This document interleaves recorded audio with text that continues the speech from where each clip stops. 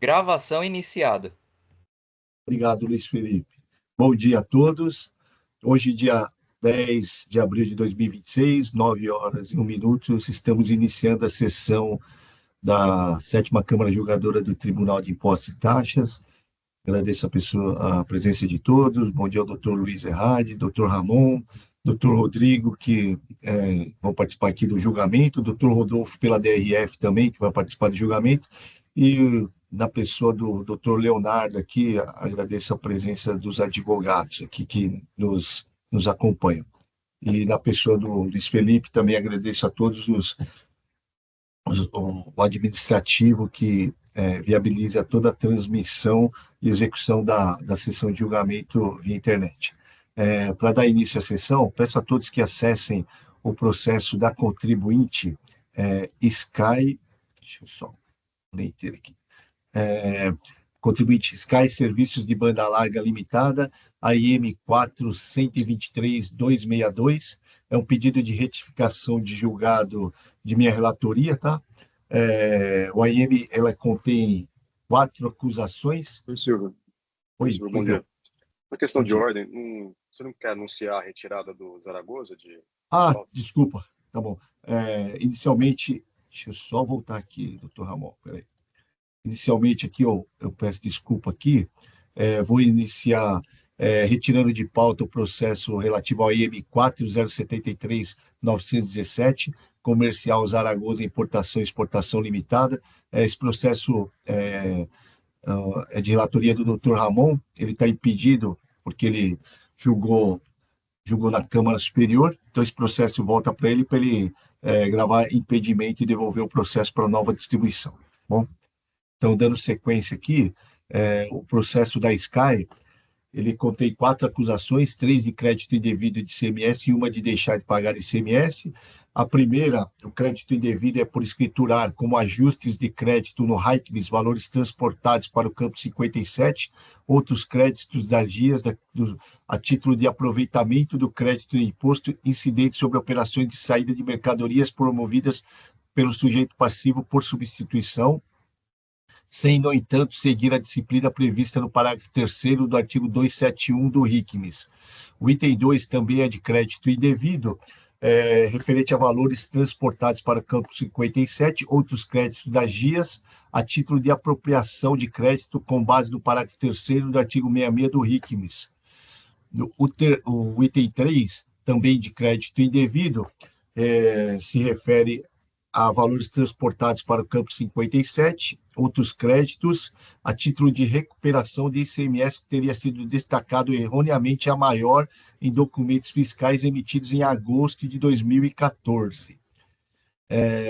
Por último, o último item, o item 4, é deixar de pagar ICMS decorrente de escrituração indevida de estorno de débito no livro RAICMS e transposto para a GIA daquele mês referente a ICMS destacado em documento fiscal emitido corretamente para estorno de demonstração de bens e ou mercadorias após 60 dias da remessa, não havendo que ser estornado. A primeira instância manteve integralmente as acusações. Em sede ordinária, inicialmente, os autos foram distribuídos ao ilustre juiz Eduardo Soares de Mello, que apresentou seu voto perante a extinta nona Câmara Julgadora. Na sessão de 10/11/2021, os autos saíram em vistas. Fim do mandato sem conclusão de julgamento, os autos foram redistribuídos e a Conlei da 7ª Câmara Julgadora decidiu conhecer do recurso ordinário e negou-lhe provimento. Contra a redecisão, o contribuinte apresentou pedido de recurso especial e pedido de retificação julgado. Por despacho da presidência desse tribunal, foi deferido o processamento do pedido de retificação de julgado e sobrestado a análise do recurso especial. Eis o breve relato dos autos. Passo a palavra ao patrono, doutor Leonardo Guimarães, para sustentação oral. Fique à vontade, doutor Leonardo. Bom dia. Perfeitamente, senhor presidente. Bom dia, cumprimento os senhores, tendo aqui os cumprimentos ao doutor Luiz, ao doutor Ramon, ao doutor Rodrigo, também ao doutor Rodolfo aqui na condição de representante da nossa representação fiscal, também agradecendo também ao Luiz Felipe pelo trabalho que permite a realização dessa audiência.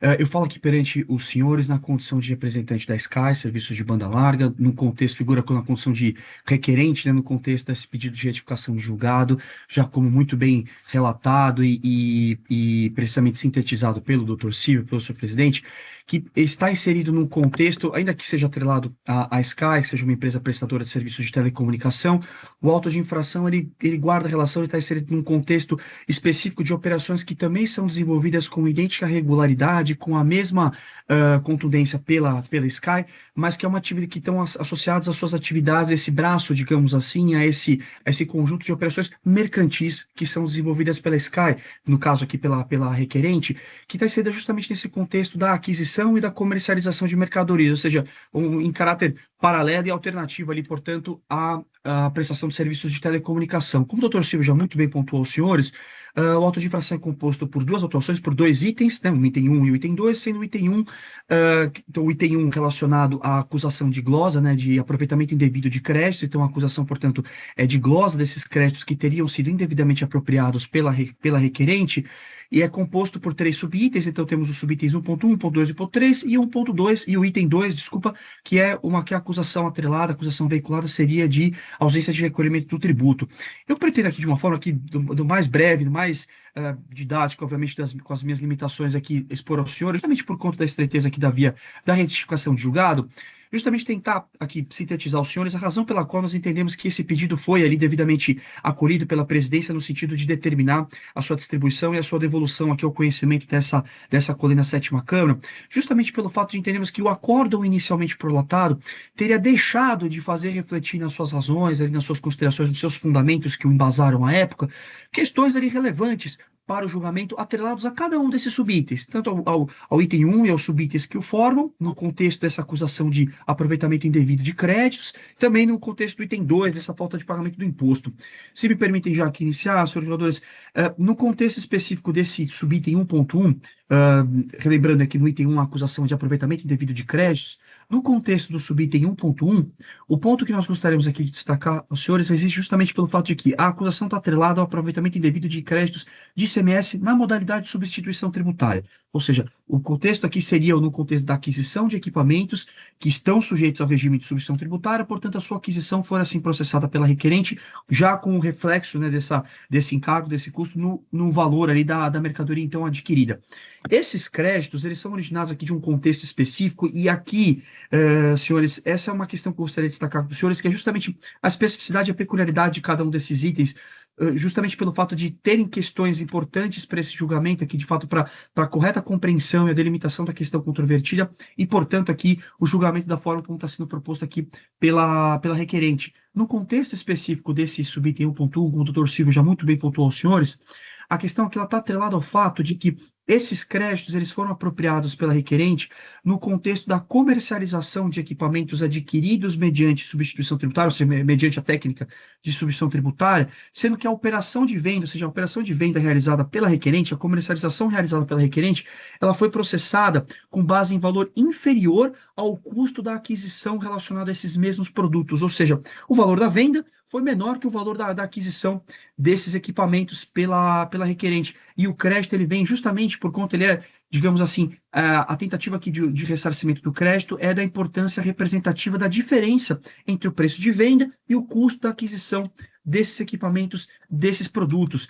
E isso ocorre num contexto específico, que é esse o ponto que eu gostaria de destacar aqui aos senhores, que é o fato de essa comercialização ser processada, o fato dessa comercialização ser processada com indicação de um valor inferior ao custo de aquisição, ele não decorre por uma questão de mera aleatoriedade ou de um subterfúgio, de uma tentativa de criar um contexto que permitisse o aproveitamento desses créditos.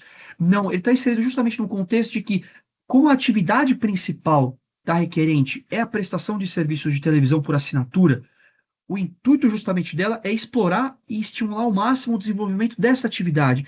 E a comercialização desses equipamentos é efetivada como uma forma justamente de propiciar a execução dessa atividade principal. Então é justamente o tratamento conferido pela requerente aqui, senhores jogadores, doutor Rodolfo, é justamente o entendimento de que esses equipamentos representam um custo da operação, tá?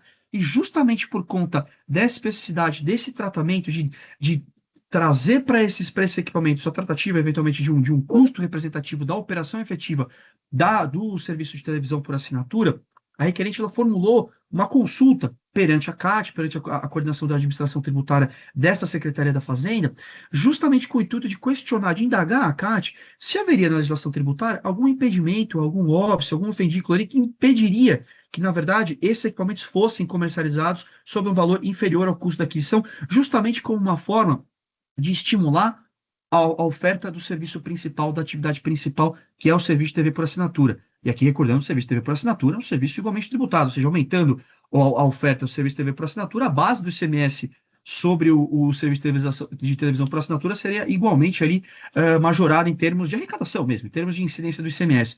E a resposta da CAT, ela foi formalizada por meio da resposta à consulta número 698-698 de 2001, na qual, devidamente juntada a esses autos, e na qual a conclusão foi exatamente nesse sentido, no sentido de confirmar que inexiste na legislação tributária qualquer impedimento para que essa operação de saída desse equipamento seja realizada como sob um valor, sob uma base inferior ao respectivo custo de aquisição atrelado a esses mesmos equipamentos, senhores.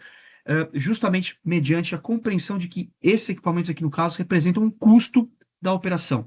Então, esse é o ponto, nós entendemos aqui com todas as vênias ao acórdão que foi à época, né, inicialmente prolatado pela Colina Câmara, ainda no começo de 2022, então lá se vão já bons 4 anos já, que essa questão não teria sido refletida na formação das razões de decisão que foram ali à época, então, formadas pela Colina Câmara, justamente a importância dessa solução de consulta e de demonstrar que, de fato, a orientação, o procedimento que foi, então, à época observado pela requerente, ele estava alinhado, ele refletia justamente a orientação que lhe fora confirmada pela CAT mediante essa solução de consulta em específico, ou seja, que seria admitido, portanto, o ressarcimento desses valores, né, por se tratar, portanto, de um fato gerador presumido que não ocorreu, já que a gente está falando de ICMS sobre o seu tributário, acredito ser perfeitamente legítimo tratarmos dessa forma, né? E aí, justamente por conta disso, que na verdade seria legitimado, portanto, seria legítimo o ressarcimento desses valores, ainda que com essa sistemática do fato de a venda ter sido realizada com um valor inferior ao respectivo custo de aquisição. Então, esse é um ponto que nós entendemos ser importante, a integração, as razões do acordo, que justificariam, portanto, né, o processamento e o conhecimento do pedido de retificação de julgado. E também com relação a esse item 1.1, tem também uma discussão que foi à época levada. Essa é uma questão específica, eu acredito, senhor presidente, muito mais aqui no âmbito do recurso especial, mas se me permite, eu trato aqui muito brevemente, que é justamente o fato de que essa mesma operação aqui, de fato, houve um questionamento pela fiscalização da técnica que deveria ter sido observada para a apuração desses valores do ICMS da substituição tributária que seriam passíveis de ressarcimento. O procedimento observado pela requerente foi o de apurar esses valores com base nas operações de saída, sendo que a fiscalização no primeiro momento teria observado que ela deveria ter se considerado as notas fiscais de entrada. E aqui um ponto importante, que é o fato de que essas operações de saída são realizadas com um valor inferior ao respectivo custo de aquisição. Logo, os créditos que foram considerados pela requerente, eles foram inferiores àquele que a fiscalização entendia como sendo o procedimento que deveria ter sido observado, que seria pelas notas de entrada, fazendo pela nota de saída, e a nota de saída sendo inferior à de entrada, os créditos foram apropriados com uma base inferior àquele que a própria fiscalização assim questionou a requerente.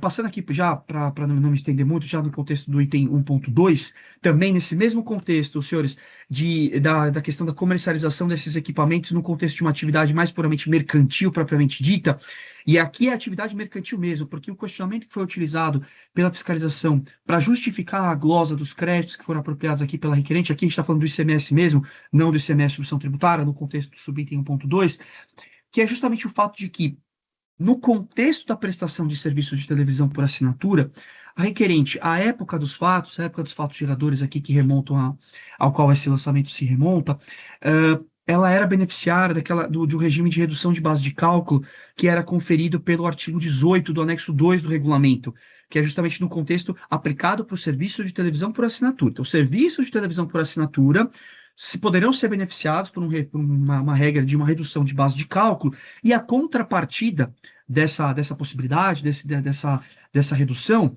como os senhores muito bem conhecem, a contrapartida quando você tem um crédito presumido, uma redução de base, é justamente o dever de estorno de todos os eventuais créditos que possam ter sido apropriados no contexto ali da não cumulatividade propriamente dita. Ou seja, há a concessão, a possibilidade de fruição dessa redução de base de cálculo, conquanto a requerente processasse o estorno dos créditos da não cumulatividade, digamos assim, né, com uma condição para a fruição dessa redução de base de cálculo.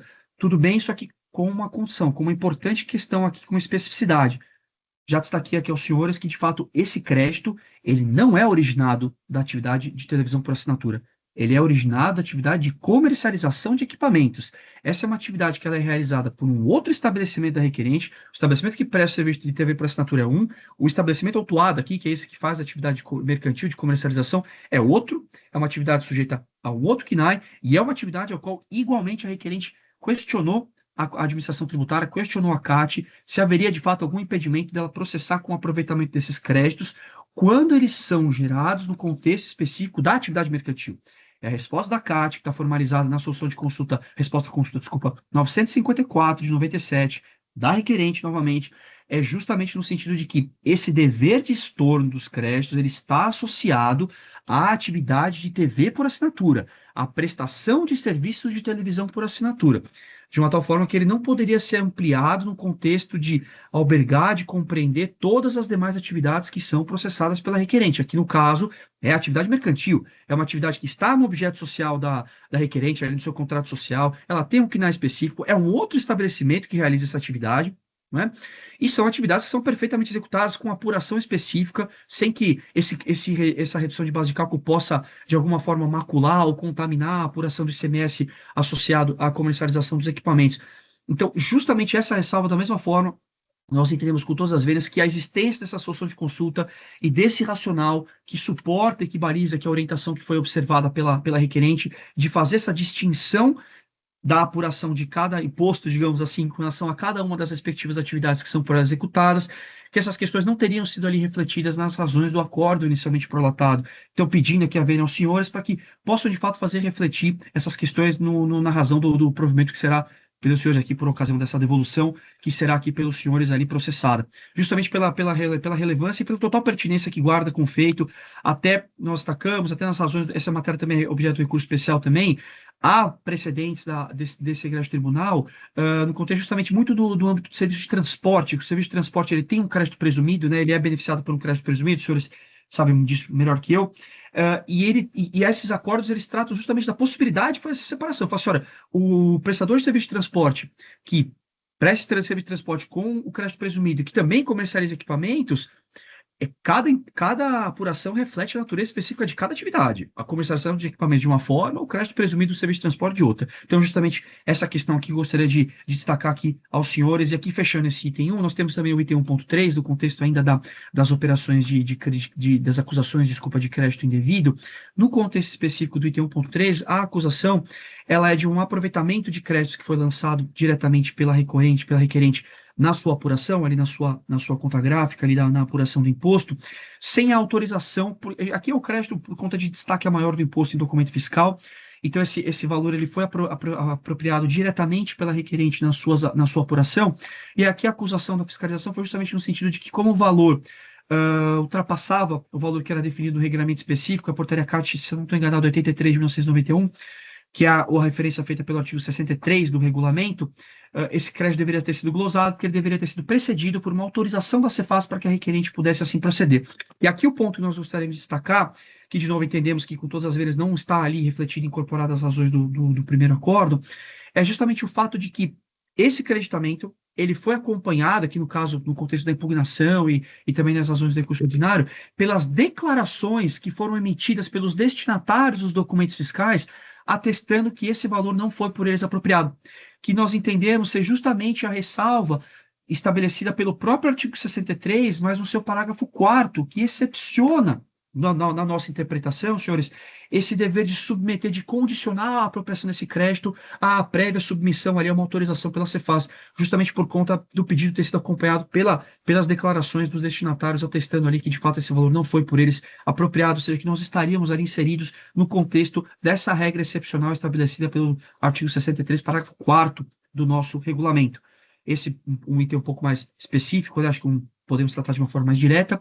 E aqui, já finalizando, passando para o item 2, que de fato é o único que traz a acusação de uma suposta ausência de pagamento do imposto, então não mais de creditamento indevido, que a acusação aqui no fato, ela está inserida no contexto de remessa de mercadorias em demonstração, de remessa de bens e mercadorias em demonstração, como os senhores muito bem conhecem, está sujeito àquela questão de que pode sair sem o destaque do imposto, conquanto assim haja a devolução no prazo de 60 dias, estabelecido pela legislação.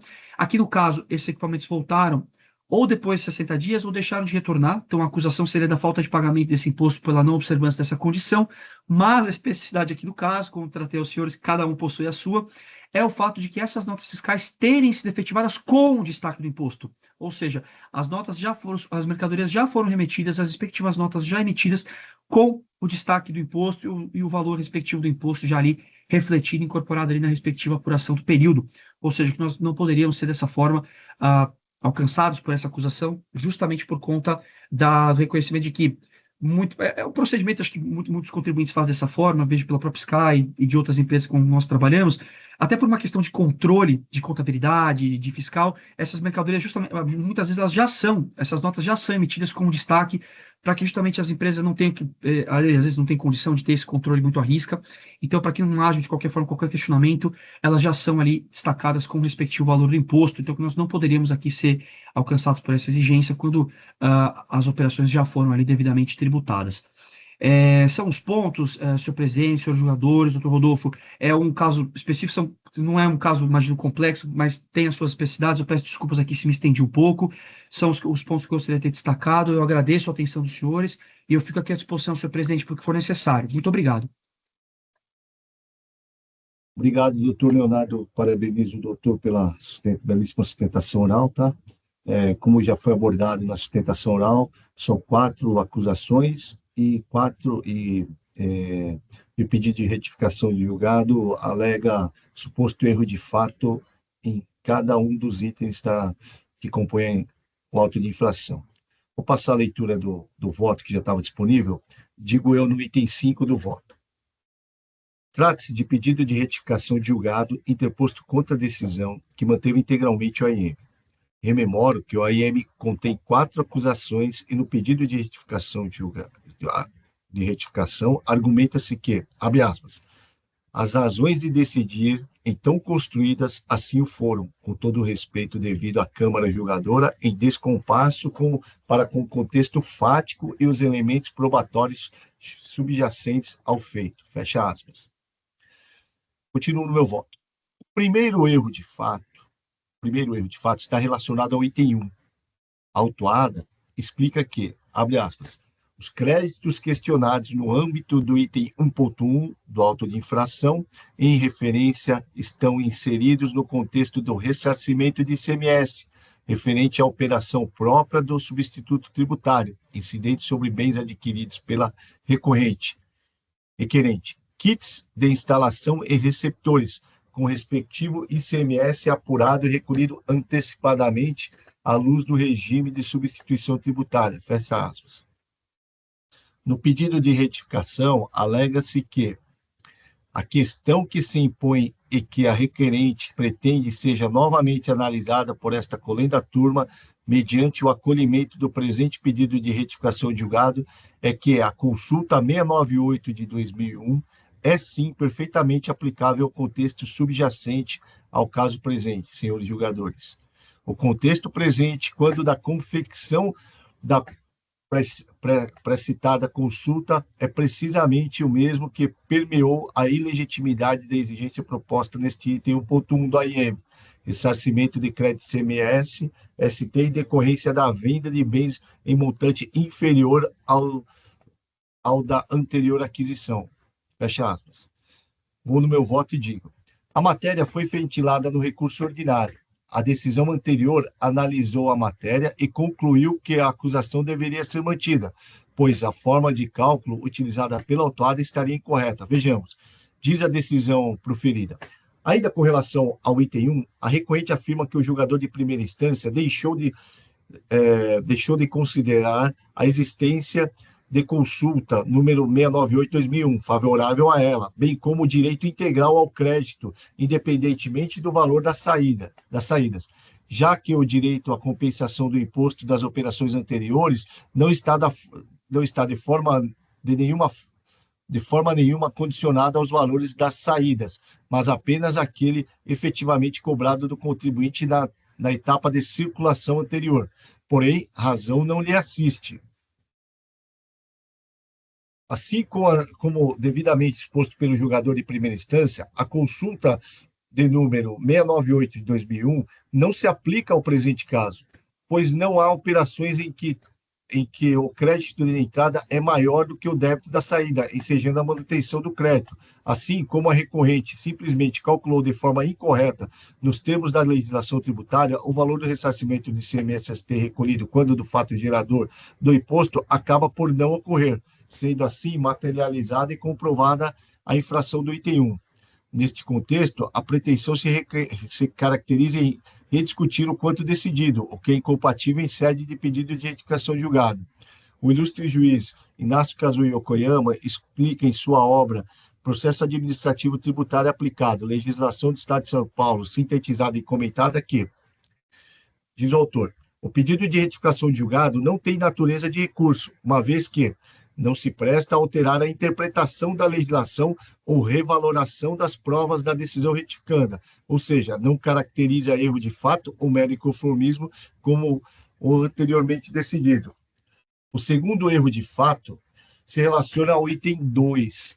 Para contextualizar, o pedido de retificação de julgado explica que, abre aspas, a questão controvertida no âmbito do item 1.2 do lançamento fiscal, como se pôde acima observar, reside na identificação da possibilidade ou não de a requerente contribuinte optante pelo regime de redução de base de cálculo a que se refere o artigo 18, anexo 2 do RICMS, aplicável exclusivamente à sua atividade de prestação de comunicação na modalidade televisão por assinatura, apropriar-se de créditos escriturais de ICMS, incidente na aquisição de bens e mercadorias integralmente destinados à comercialização. Fecha aspas.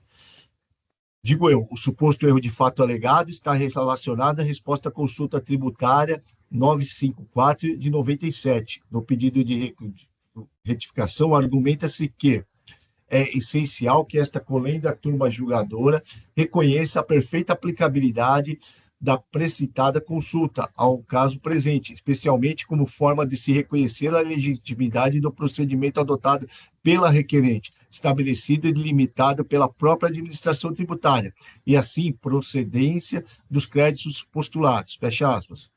Também, neste caso, não há como conhecer do erro de fato alegado. Isto porque a matéria foi discutida na decisão, que entendeu pela inaplicabilidade da resposta à consulta tributária número 954 de 97.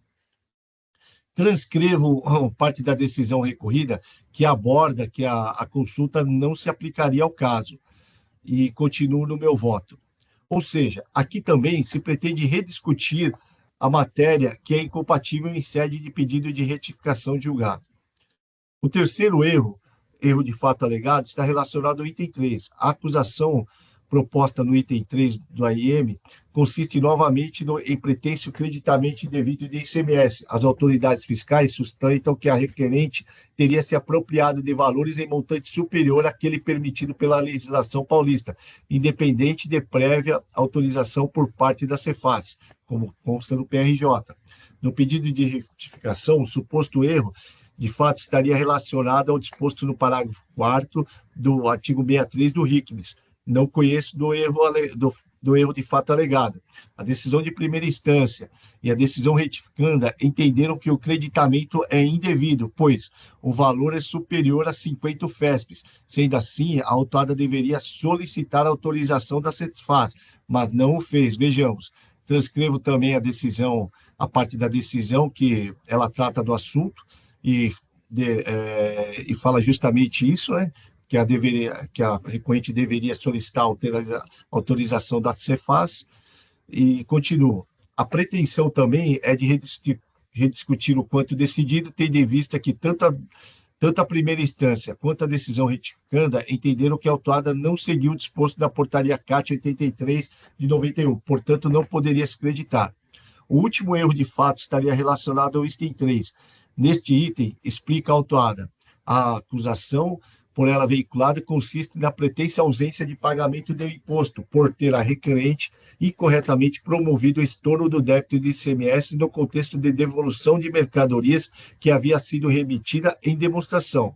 No pedido de retificação de julgado, alega-se que abre aspas, o venerando do acórdão recorrido deixou, portanto, de observar que o estorno somente fora assim concretizado pelo simples fato de que a requerente ter promovido o destaque e o pagamento do ICMS no momento da saída dos bens em demonstração, deixando, portanto, de fruir da regra de suspensão concedida pela legislação paulista. Não identifico o erro de fato alegado. A decisão retificanta considera que o estorno não poderia ser efetivado, pois o retorno da mercadoria ocorreu após 60 dias, e assim sendo, a legislação impõe que o retorno deveria ser acobertado por nota fiscal com destaque de imposto, o que anularia o débito da saída. Transcrevo a decisão recorrida que aborda a matéria e continuo. Assim, o suposto quarto erro de fato se traduz também em pretensão de rediscutir o quanto decidido, o que é incompatível em sede de pedido de retificação de julgado. Por oportuno, registro que a súmula 10/2017 do TIT, citado no acórdão recorrido, foi revisada nos seguintes termos. Transcrevo a nova redação da súmula e continuo. Assim, considerando a revisão da súmula 10/2017, limita os juros de mora à taxa Selic. Antes posto, não conheço do pedido de retificação de julgado interposto pela autuada com relação ao mérito. No entanto, considerando a revisão da súmula 10/2017, limito os juros de mora à taxa Selic. Por esta razão, conheço parcialmente do pedido de retificação de julgado, somente em relação aos juros, e altero a decisão anterior para limitar os juros à taxa Selic. Só um minutinho. O voto já estava disponível, tá? Como bem disse o doutor Leonardo no início da sustentação oral, o pedido de retificação de julgado é uma via estreita, tá? Toda a matéria tratada, ela foi ventilada nas razões de recurso ordinário, mas a Câmara tratou da matéria, entendeu? E como a via estreita, não cabe a nós rediscutir o quanto decidido no julgado anterior. Por isso, eu acabei não conhecendo o recurso ordinário, não conhecendo o pedido de retificação de julgado em relação ao mérito, mas limitando os juros à taxa Selic, tendo em vista a revisão da súmula 10 desse tribunal. Coloco a matéria em discussão. Doutor Leonardo está presente. Se alguém tiver alguma dúvida em relação à matéria, fica à vontade.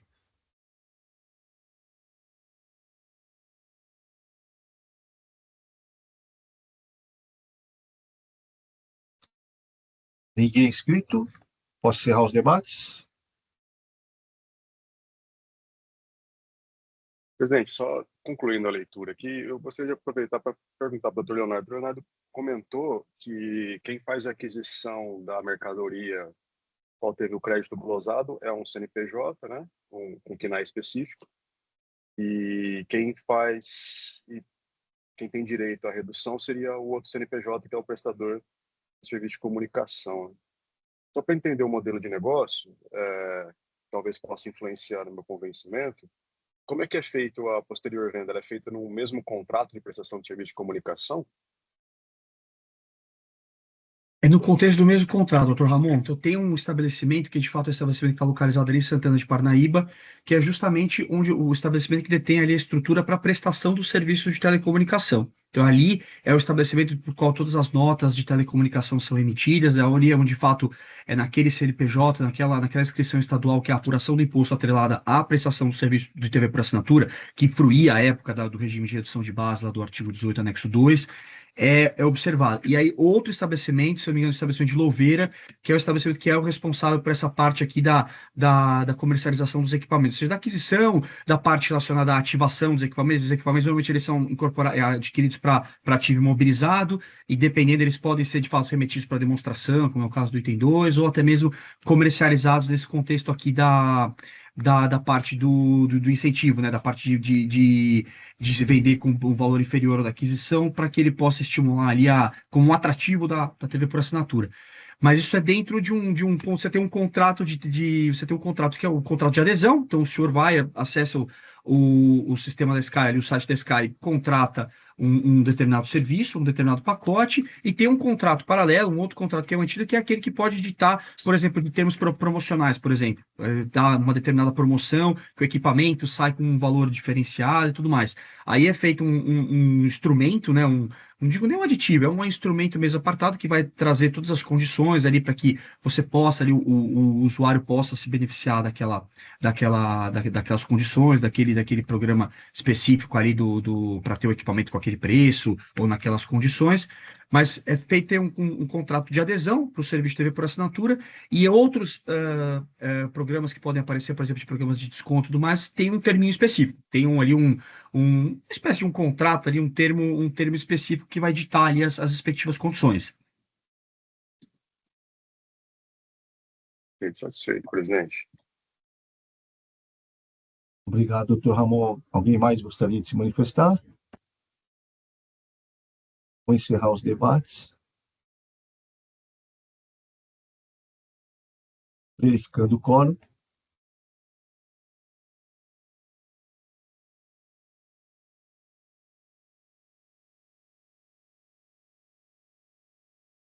Em votação.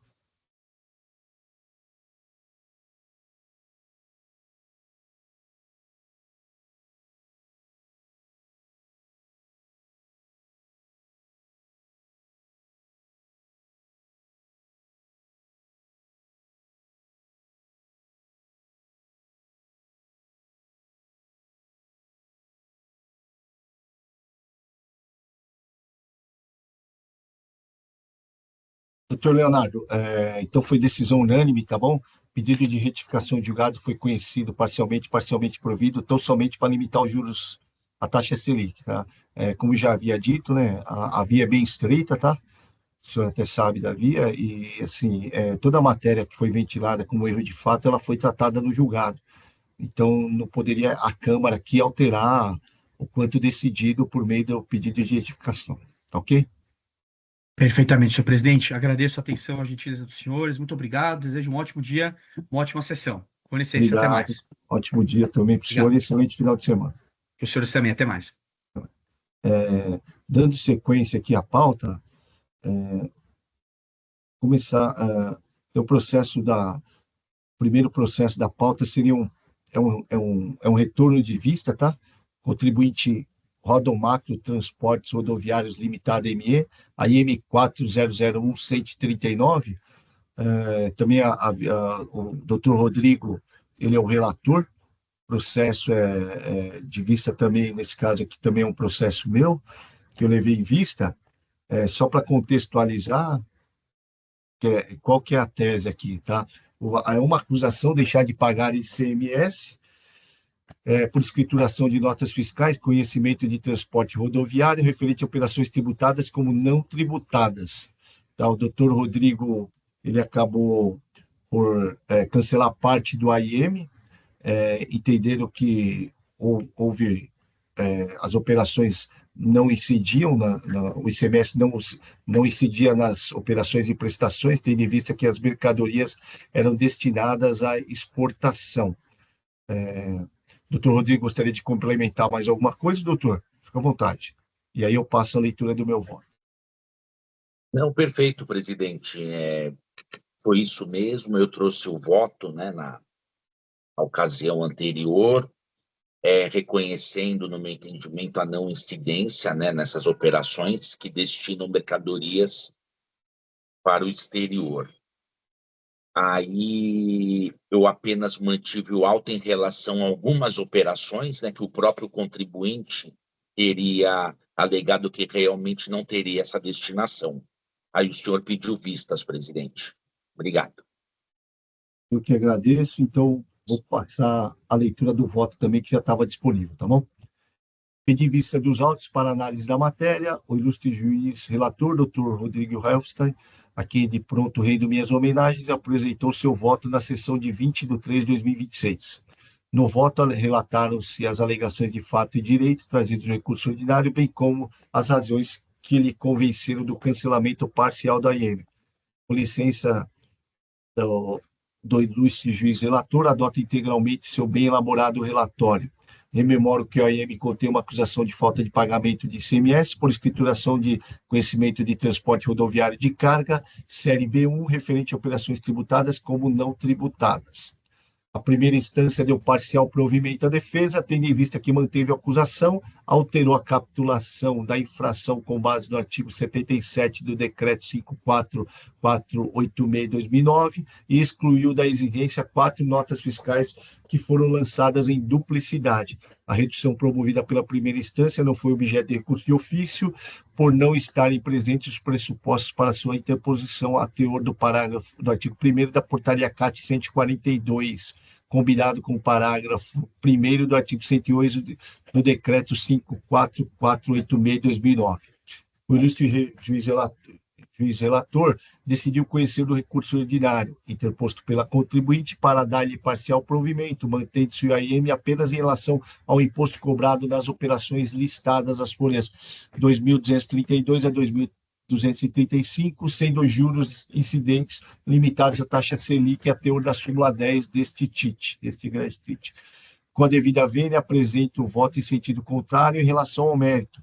No caso, entendo que a tese de não incidência das operações, das prestações de serviço de transporte de mercadorias realizadas com fim específico de exportação, defendida no recurso ordinário, não deve prosperar. Isto porque os CTRCs foram emitidos com destaque de impostos, folhas 197 a 2.208, ou seja, a própria autuada, ao emitir os CTRCs, adotou a postura de que a prestação de serviço de transporte era tributada e escriturou os documentos fiscais sem débito de imposto, pois registrou no livro registro de saída como não tributadas, folhas 4 a 67. Somente por este ângulo, a tese defendida não poderia ser acolhida, pois a emissão dos documentos fiscais com destaque de imposto implica em concluir que a operação é tributada.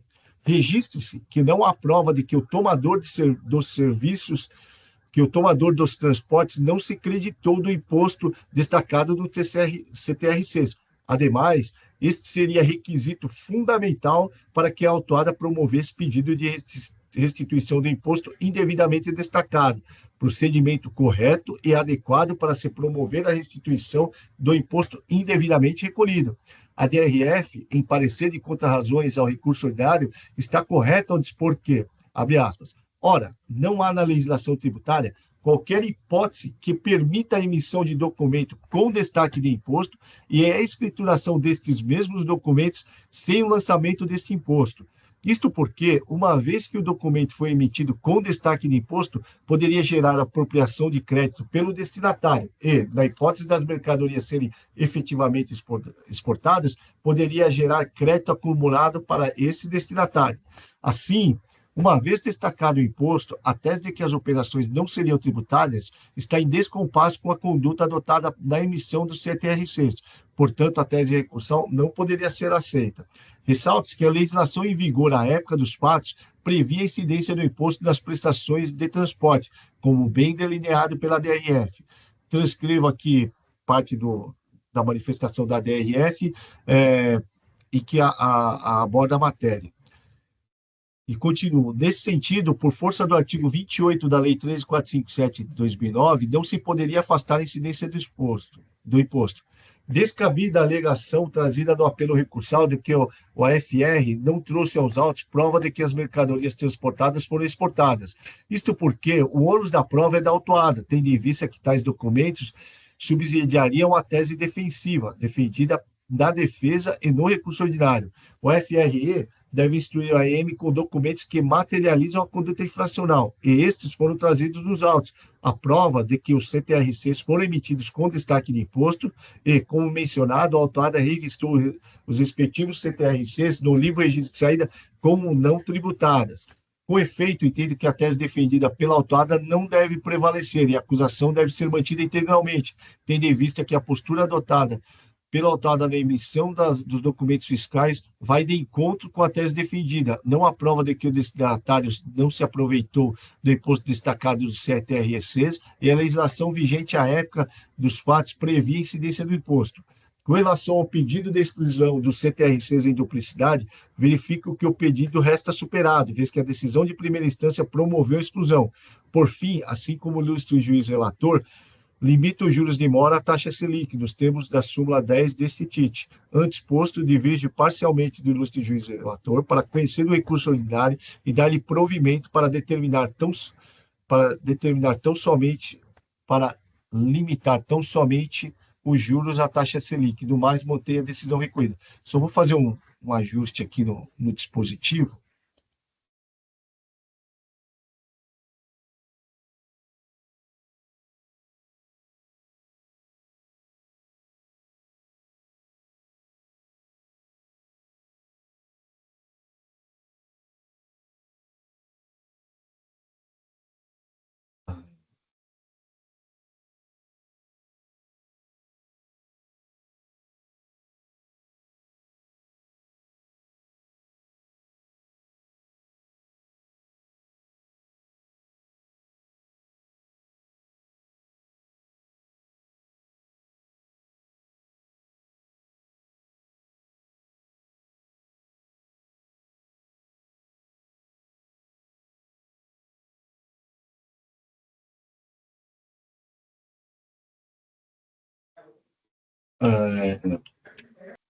Já fiz os ajustes, tá?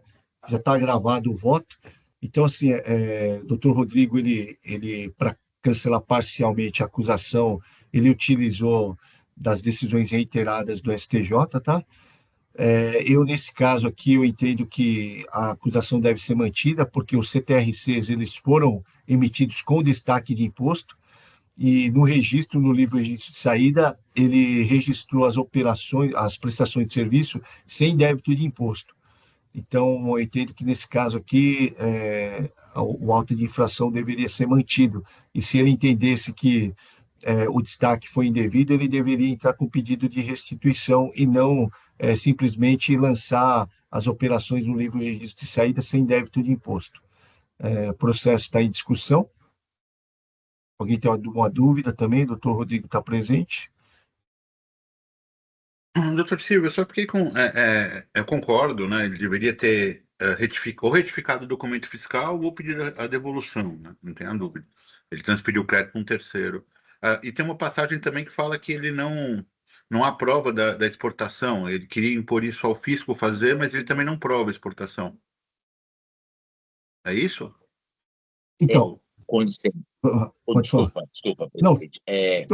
Na realidade, esse processo, doutor Luiz, ele voltou, na verdade, para julgamento, já tinha tido uma decisão em recurso especial, inclusive, pelo não conhecimento do recurso do contribuinte, e o contribuinte ele impetrou mandado de segurança para que houvesse o cumprimento de uma diligência determinada em sede de RO, lá atrás. Há uns anos atrás já. Aí houve sim a apresentação dessa documentação, o contribuinte trouxe o seu, ou seja, houve o cumprimento dessa determinação da Fazenda Pública, né, no mandado de segurança. Então, essa documentação ela foi trazida. Para mim, a questão da documentação ficou sanada, ficou resolvida em relação a isso. Por quê? Porque o doutor Silvio ele coloca no voto dele que tinha sido uma argumentação do recurso ordinário, né, do contribuinte. Aí teve esse fato, né, da impetração do mandado de segurança e tudo mais. E quanto só a questão, né, já vou aproveitar para falar, a questão do destaque ou não, eu também observei que tinha tido destaque só que eu me apeguei nas decisões majoritárias, predominantes do STJ, no sentido de que não há essa discussão. Os tribunais superiores eles não fizeram essa distinção se havia destaque ou não destaque. Então, por isso que eu simplesmente adotei aí a jurisprudência predominante. Obrigado, doutor Rodrigo, aí por esclarecer também. Eu fiz o voto, eu acabei esquecendo que esse é um processo que realmente voltou por força de uma decisão judicial que impôs a Fazenda a juntar os comprovantes de exportação, tá? E por isso também que o contribuinte ele vai lá e fala, olha, tem essas acusações, tem essas mercadorias que não foram exportadas. Então, nesse caso aqui, foi o caso que os CTRCs foram mantidos pelo doutor Rodrigo. Bom. Doutor Rodolfo, fica à vontade. Bom dia. Gostaria de cumprimentar novamente o doutor Rodrigo pelo voto como relator, doutor Silvio pelo voto vista. É só um adendo na tentativa de esclarecer algum ponto, né? O fisco, ele alega, né, a impossibilidade, quando é transferida a ele a obrigação de comprovar a exportação, ele fala, olha, infelizmente é impossível a busca ou rastreamento por essas exportações, porque o sistema RIEX ele precisa se utilizar de CFOPs iniciado com dígito 7, que é o dígito específico para as operações de exportação, né? E ao longo de toda a acusação vem sendo dito isso, que o contribuinte ele usou CFOPs que não faziam referência à operação de exportação. Então o fisco diz, olha, é impossível ao fisco rastrear essas operações porque o sistema não faz a leitura disso. Então o contribuinte, de fato, teria que trazer ele essas exportações, porque para nós, fisco, não tem como isso ser rastreável, tendo em vista que ele usou um CFOP incompatível com a operação que ele alega estar efetuando. Então, por isso, o fisco ele se viu impedido duas vezes, né, de certificar as operações e de juntar a qualquer prova nesse sentido, porque por culpa do contribuinte, vamos dizer assim, as operações são não rastreáveis, né? Então, por omissão do contribuinte não tá sendo rastreado. Isso, Então, o contribuinte usou um CFOP que não é compatível com a operação de exportação, né? E aí, quando é delegado ao fisco a obrigação de juntar qualquer comprovante de que as mercadorias foram exportadas, o fisco fala, olha, através do sistema RIEX isso é impossível, porque ele rastreia por CFOP e não existe os CFOPs para essas notas fiscais. Então, caberia ao contribuinte trazer ele aos autos, baseado na documentação de quem exportou, que essas mercadorias foram de fato exportadas. E isso não foi feito, né? A gente está tratando aqui de operações que ocorreram entre 7 de 2010 e 10 de 2010 e até o presente momento, né? Passado aí 16 anos quase, o contribuinte não juntou essa comprovação de exportação. Essa é a minha compreensão, inclusive do que foi tratado no mandado de segurança. que assim, acho que para abrir o debate a gente tem que ter pelo menos a certeza absoluta da exportação, né? E ela não está perfeitamente demonstrada nos autos, pelo que eu estou colhendo daqui. O meu entendimento é que, assim, o que importa é a exportação, né? Que, assim, se houve exportação, o maior problema meu é ver o conhecimento de transporte, e o conhecimento de transporte ele tem o destaque do imposto. Se ele entende que o corredor de exportação, que é a prestação de serviço, que não é destinado à exportação, mas é o corredor dentro do Estado, se ele entende que a matéria não é tributada, ele tem que emitir o CTE sem destaque de imposto. O que ele não pode é emitir o CTRC com destaque de imposto e escriturar sem destaque de imposto. Entendeu? Por quê? Porque houve o destinatário, o tomador de serviço de transporte, ele foi lá e ele arcou com o ônus do tributo. Se ele entende que a exportação, não, que o corredor de exportação, que o serviço de transporte interno não incide imposto, de acordo com a nova legislação agora, ele não deveria destacar na época o imposto, né? Entendeu? Aí tudo bem. Ele falou, olha, a operação não é tributada porque está dentro do contexto do corredor de exportação, então eu não recolhi imposto. Aí a tese dele cabe. Mas destacar o imposto e falar, eu não recolhi porque é corredor de exportação, aí é uma tese que, para mim, assim, ele adotou a postura de que a prestação é tributada, entendeu? Então, assim, para mim, pouco importa se houve exportação ou não. Se houve exportação e aquela mercadoria e aquele corredor não deveria ser tributado, então ele deveria pedir restituição. Ele escrituraria como operação tributada, assim como ele emitiu como operação tributada, escritura como operação tributada e pede restituição desse valor que foi indevidamente recolhido. Esse é o passo normal da legislação, entendeu? O doutor Rodolfo.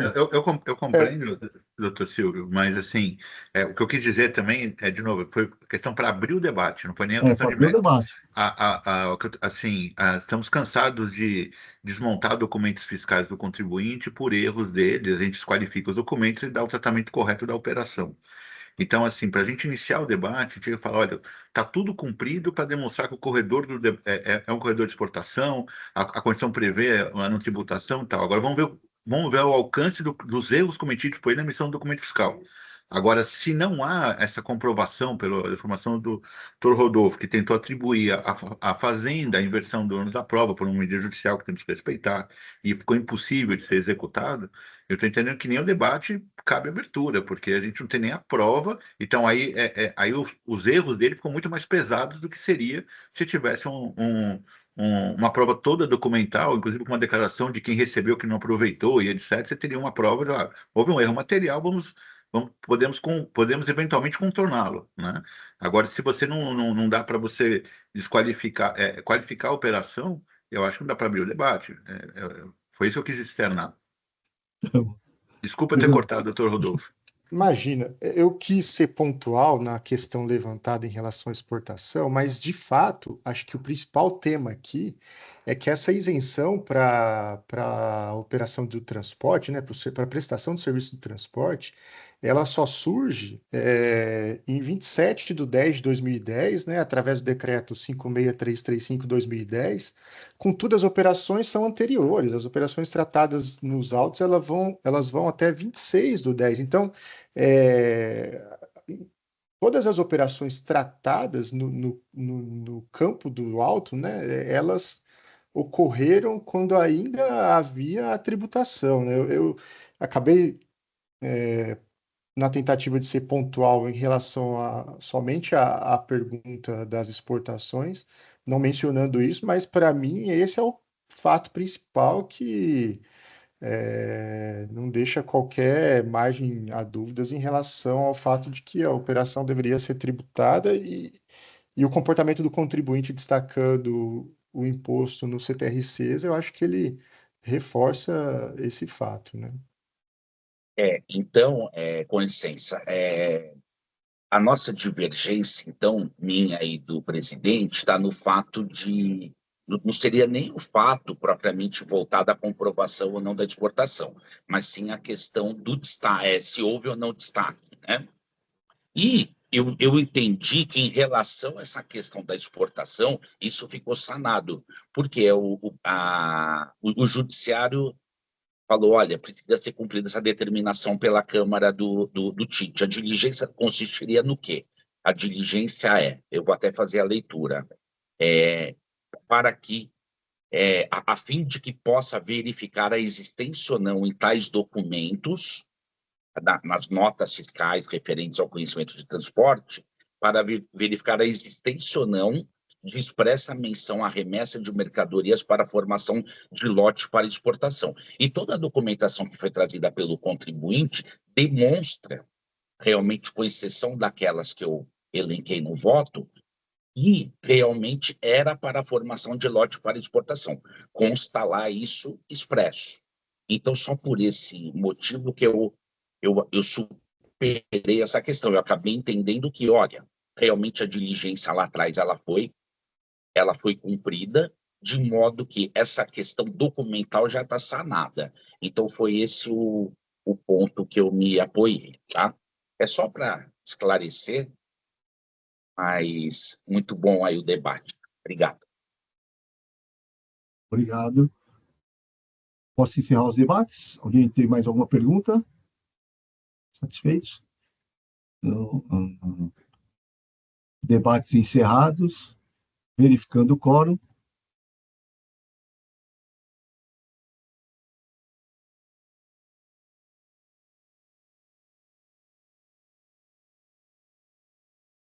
Em votação.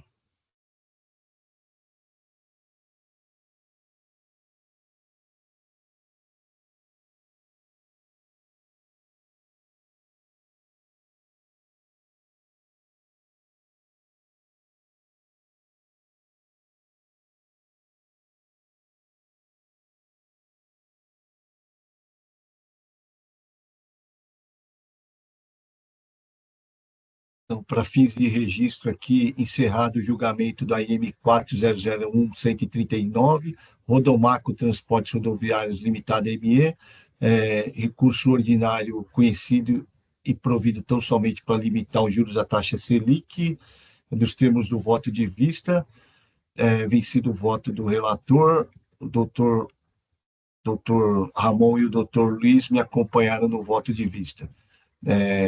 Dando sequência aqui, Presidente, só queria esclarecer para o doutor Rodrigo que eu acho que a questão da prova aí me deixou a escrita do contribuinte muito pesada. E aí eu acho que era dever dele fazer a prova correta e isso... se tivesse talvez a prova correta, provavelmente o meu entendimento seria outro. Ok. Obrigado, doutor Luiz. Dando sequência aqui, o segundo processo da pauta, a IM 4002-143. Questão Presidente, de alguém... ordem, eu estou sem acesso. Ramon, meu acesso do debate está bloqueado, ele está girando e não está andando. Então, se eu puder aguardar, é um processo meu, né? Vou reiniciar Não, aqui. é do doutor Rodrigo. Ah, Tá, doutor Rodrigo, LCI. o Mesmo doutor assim, eu Rodrigo não estou conseguindo Helfstein. acessá-lo por enquanto. Se eu puder aguardar um minutinho. Tá, é o IM 4002-143 LCI Ventiladores Industriais Limitados, então já podem acessar. Então a gente só aguarda o doutor Ramon aqui voltar ao acesso e o doutor, só avisar o doutor Rodrigo já passa a leitura do voto que já estava disponível, tá bom?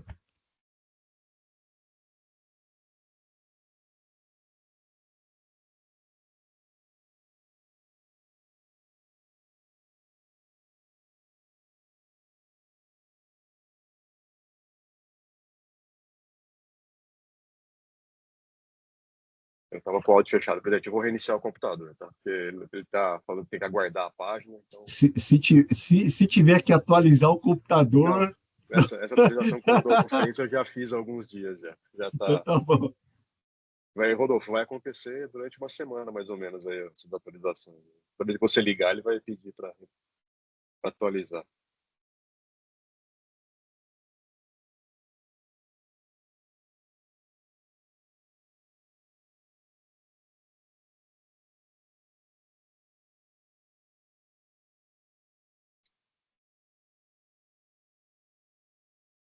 Vou sair por um minuto, presidente, para reiniciar. Tá? Ok.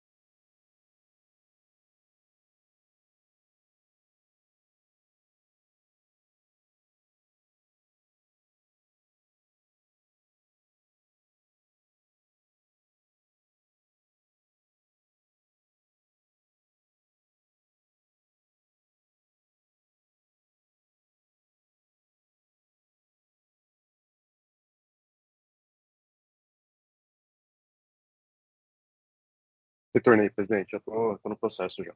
Desculpa. Nada. Pois não, doutor Rodrigo, pode proceder à leitura do voto também. Obrigado, presidente. Esse auto de infração, ele contém 6 itens acusatórios. Falta de pagamento de imposto, decorrente da emissão de nota fiscal destinada à empresa tal, remetidas a título de remessa para industrialização, sem comprovar o retorno em 180 dias, falta de pagamento originado quando das operações classificadas como CFOP de remessa de produção do estabelecimento com fim específico de exportação, destinado a empresas comerciais e exportadoras, creditamento indevido por apropriação de valores a maior do que o devido em relação ao consumo de energia elétrica do processo produtivo. O 4, creditamento indevido correspondente aos períodos tais. Outros créditos a título de crédito simples, fundamentado no artigo 70 do regulamento.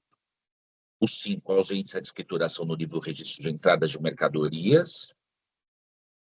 E o 6, falta de pagamento do imposto, remessas da produção do estabelecimento também, com fim específico de exportação. Aí eu vou à leitura do voto.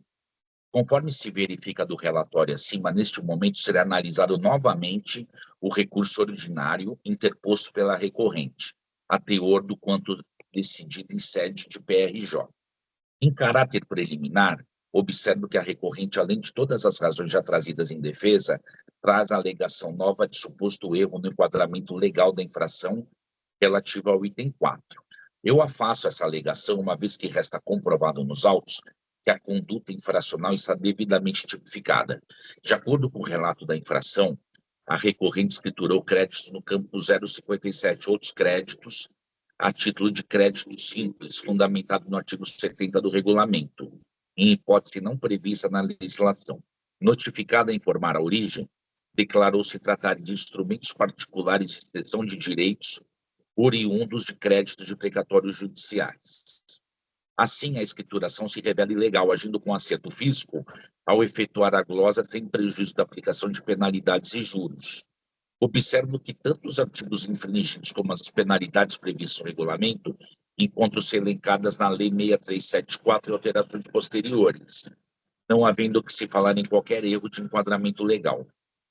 Saliento ainda que, em seu apelo ordinário, a recorrente traz cópias dos livros fiscais de 2005, porém não fez qualquer cotejo para demonstrar que o crédito lançado teria origem em saldos credores do mesmo ano.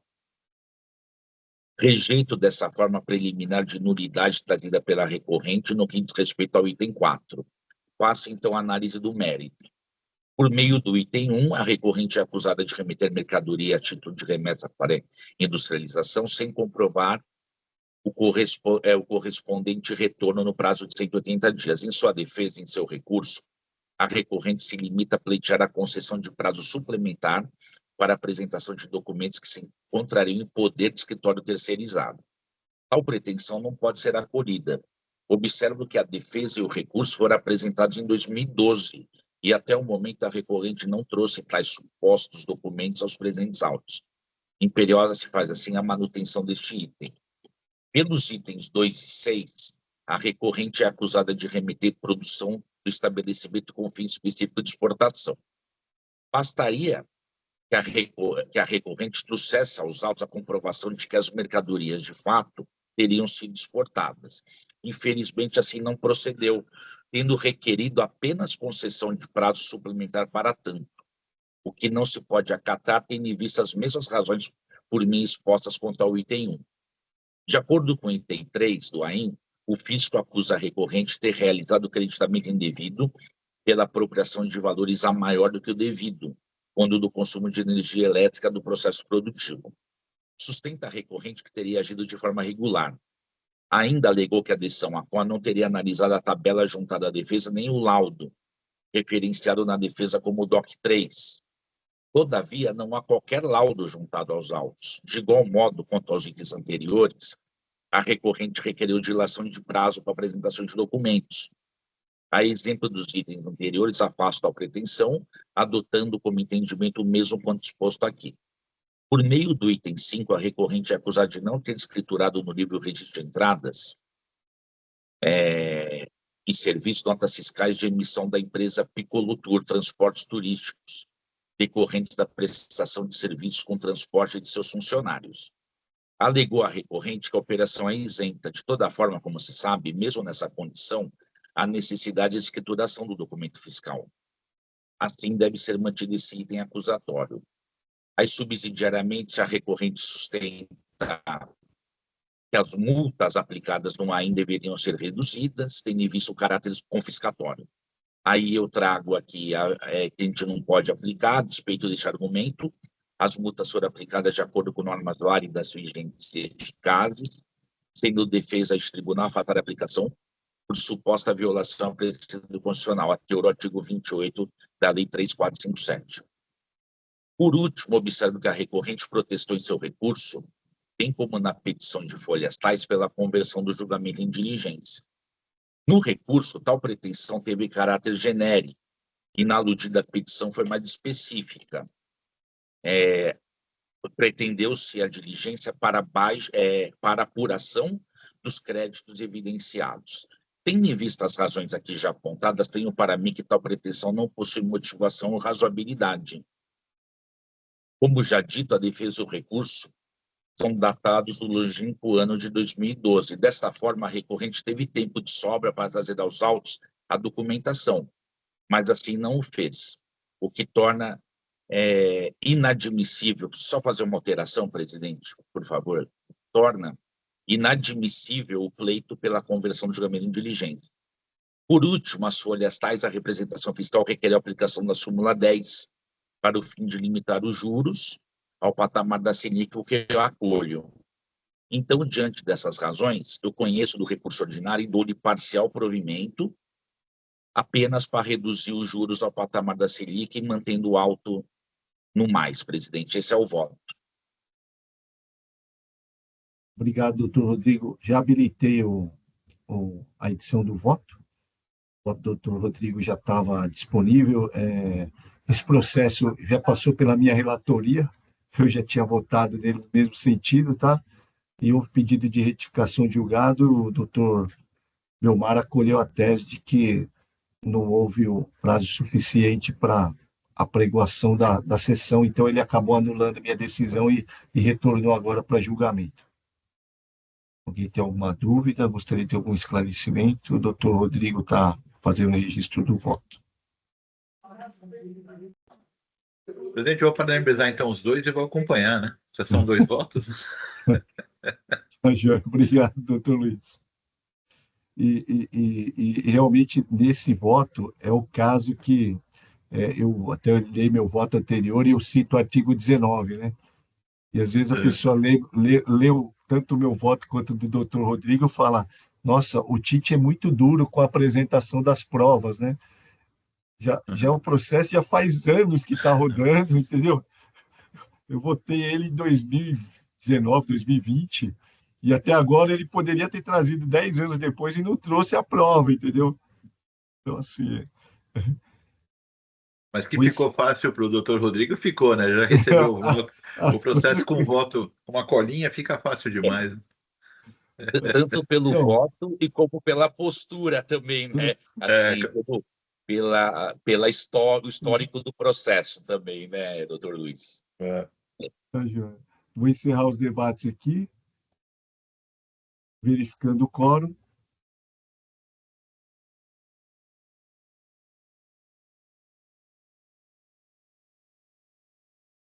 Em votação.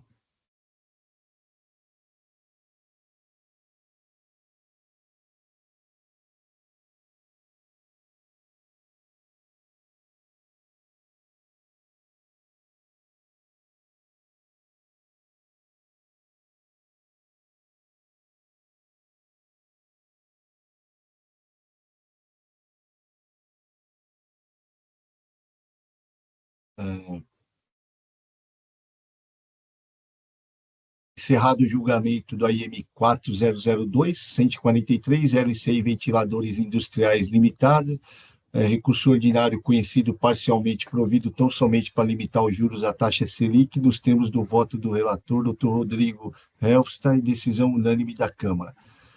O terceiro processo da pauta é o IM 4007-403, Girotrade Comércio de Produtos Industrializados S.A.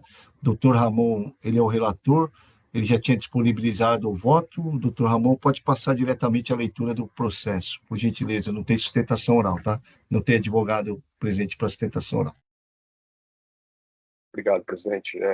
Rapidamente relatando, é um auto de infração composto de um único item, em que foi feito um levantamento fiscal e considerou haver omissão de receitas no sentido de com conclusão de saídas de mercadorias sem devido pagamento do ICMS. Então, vou passar a leitura. É um voto relativamente longo, um processo bastante antigo também, de 2012.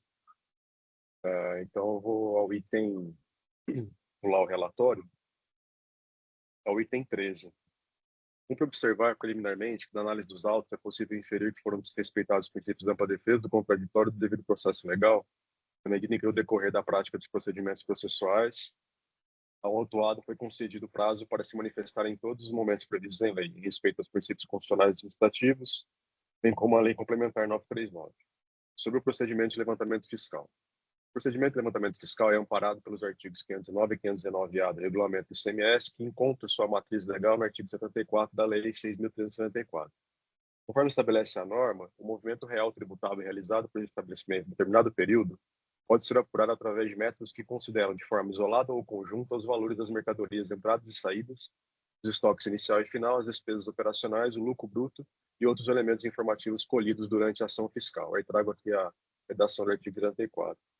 A lógica que sustenta o levantamento fiscal reside na utilização de meios indiciários para fundamentar uma presunção legal. Por sua vez, pode-se definir o indício como um fato certo e comprovado a partir do qual, mediante um raciocínio lógico e coerente, infere-se a ocorrência de um segundo fato, desconhecido ou oculto, que configura o fato gerador da obrigação tributária no caso do ICMS. No contexto da auditoria contábil fiscal praticada em São Paulo, o levantamento visa detectar situações de caixa 2 ou omissões de receitas tributadas pelo ICMS, utilizando-se para isso da ficha de conclusão fiscal, que sistematiza o confronto entre as disponibilidades financeiras e as aplicações de recursos do estabelecimento.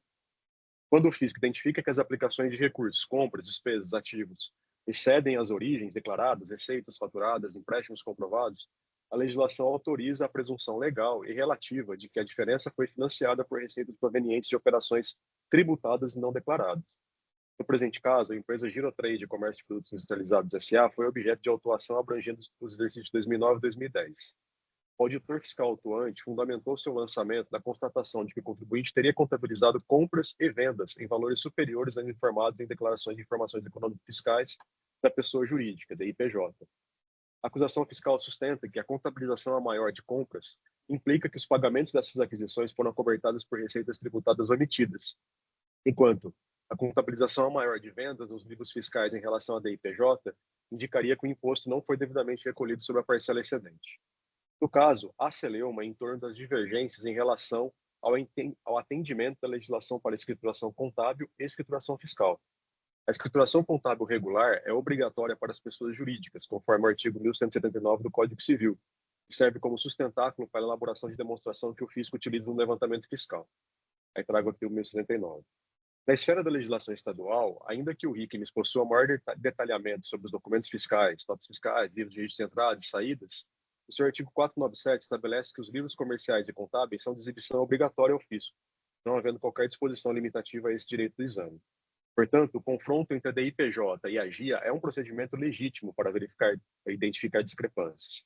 Todavia, a fiscalização deve estar atenta ao fato de a contabilidade societária e a escrituração fiscal estadual obedecem a regimes jurídicos distintos e às possíveis inconsistências numéricas decorrentes do atendimento de uma outra legislação. Por sua vez, a ficha de conclusão fiscal modelo 11 é o repositório digital e analítico onde o auditor consolida o resultado da auditoria. É composta por 5 quadros principais que permitem ao auditor realizar o batimento entre o faturamento líquido e os custos incorridos, apurando, ao final, se houve omissão de receita indiciária. No quadro 1, analisa-se o custo de produção para indústrias que mantêm contabilidade de custo regular e no quadro 2, o foco deste trabalho procede-se ao levantamento de comercialização de mercadorias, produtos e serviços. No caso da Girotrade, as fichas de controles fiscais apresentam os seguintes ajustes. No exercício de 2009, o fisco aplicou um ajuste negativo de 856.753 das compras declaradas, que reduziu em relação ao que o contribuinte escriturou. O AFRE, autuante, justificou esse ajuste alegando que as compras foram contabilizadas a maior nos livros fiscais em comparação com a DIPJ. O ponto central da acusação para o ano de 2019 é o nexo entre o ajuste negativo de compras e o ajuste positivo de vendas. O fisco acusa a empresa de superavaliar suas compras nos livros fiscais para equilibrar a suposta falta de baixa de estoques decorrente de vendas não registradas. Por sua vez, a defesa do contribuinte alega que o valor da DIPJ é menor porque as regras de dedução de IPI e ICMS-ST no custo contábil nem sempre são aplicadas de forma espelhada na escrituração fiscal estadual, porque o FRE autuante não realizou essa conciliação antes de presumir a fraude, conforme ficha de controle fiscal abaixo. Aí eu trago aqui a ficha de controle. No exercício de 2010, o ICMS reclamado foi de 141.680. Observa-se que a diferença no campo 36 resultou de um valor negativo, 787.000, na situação final consolidada. Na técnica de levantamento fiscal, um valor negativo nesse campo indica que o valor para confronto, saídas registradas pelo contribuinte, foi superior ao valor de confronto, capacidade de saída apurada pelo fisco, que tecnicamente sinalizaria uma situação normal onde não haveria omissão de faturamento a ser tributado. Contudo, a cobrança foi mantida porque o FRE, com base nos documentos de trabalho, realizou ajustes pontuais na diferença apurada de cada campo. As compras foram reduzidas em 591 e as vendas elevadas em 195. Aí trago aqui também a ficha de 2010. O contribuinte afirma que as diferenças entre a DIPJ e a GIA decorrem do fato de a DIPJ registrar o CMV que já sofreu a exclusão de impostos recuperáveis e a inclusão de gastos acessórios, enquanto o FRE autuante usou os campos de faturamento bruto. Continua o contribuinte justificando as diferenças lançadas, primeiro pelo impacto dos fretes e seguros. Argumenta que a disparidade entre as compras registradas na DIPJ e nos livros fiscais decorre do tratamento contábil exigido pelo artigo 289 do Regulamento do Imposto de Renda, na época de 99, né? Veja-se que, pela norma federal, o custo de aquisição de mercadorias para revenda deve compreender os gastos com transporte, frete e seguro, até o estabelecimento do contribuinte. Por outro lado, na esfera do ICMS paulista, o frete integra a base de cálculo apenas se cobrado em separado pelo remetente ou por sua conta e ordem, conforme artigo 37, parágrafo 1º, item 2. No entanto, se o frete for FOB e contratado diretamente pelo adquirente, como uma terceira transportadora, o valor do serviço de transporte é registrado em um documento fiscal à parte, o CTRC. Esse CTRC é contabilizado em contas de despesas operacionais ou custos logísticos, não compondo o valor contábil da mercadoria na nota fiscal de entrada principal. Continua o contribuinte alegando que parte das diferenças nas vendas decorrem de distribuição de brindes, que possuem um rito de escrituração específico em São Paulo, temos o artigo 455 e 458. De acordo com a legislação, o brinde é a mercadoria que, não constituindo objeto normal da atividade da empresa, é adquirida para a distribuição gratuita. O procedimento fiscal paulista determina que o contribuinte se acredita do ICMS na entrada do brinde, emitindo uma nota fiscal de saída simbólica, com destaque do imposto e inclusão do IPI na base de cálculo. Ocorre que essa nota de saída é registrada no livro fiscal, mas contabilmente não gera receita de faturamento, sendo lançada como despesa operacional na DRE da IPJ. Aí trago aqui a legislação a respeito dos brindes. Item 47. A autuada alega ainda que parte significativa das compras a maior nos livros fiscais em relação à DIPJ decorre da exclusão do ICMS-ST no custo contábil, pois conforme o artigo 426-A do RICMES, na entrada em território paulista de mercadoria sujeita a ST, vinda de outro estado sem acordo com São Paulo, o adquirente deve recolher o imposto antecipadamente. Nesses casos, para o varejista substituído, esse ICMS-ST pago por guia compõe o custo da aquisição da mercadoria, CMV, na DIPJ, pois o tributo não é recuperável em sua operação de saída. Porém, nos livros fiscais, esse montante não figura no campo valor contábil da nota fiscal de compra emitida pelo fornecedor original, que traz apenas o valor da operação interestadual comum. O contribuinte ainda argumenta que as diferenças nominais entre DIPJ e GIA também são infladas por devoluções que não foram devidamente expurgadas pela fiscalização da FCF. No caso, as devoluções de compras devem ser excluídas do total de saídas para fins de cálculo de faturamento real, e as devoluções de vendas recebidas devem ser excluídas das entradas de mercadorias. O auditor deve certificar de trabalhar com valores líquidos. A Girotrade argumenta que as operações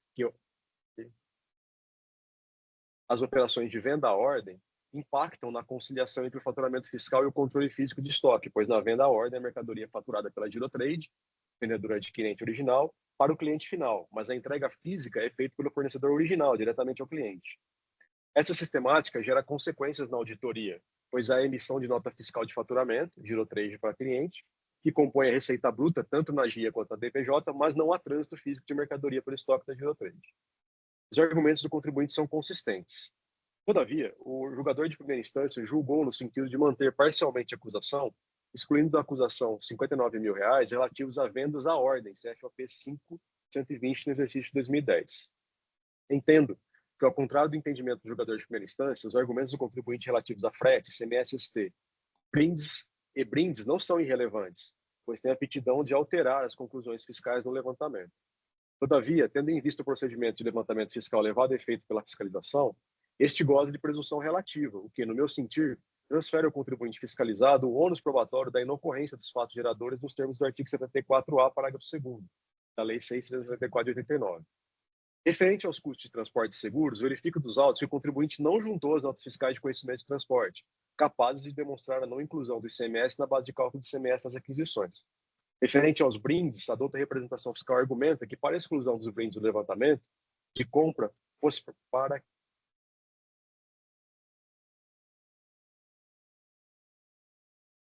A representação fiscal argumenta que, para que a exclusão dos brindes do levantamento de compras fosse pertinente, o contribuinte teria que provar que o valor dos brindes estava incluído especificamente na rubrica compra de mercadorias para revenda, da DIPJ, utilizado pelo auditor. Não há essa demonstração, que não permite concluir que essas mercadorias de fato impactaram na conciliação perpetrada pelo auditor autuante.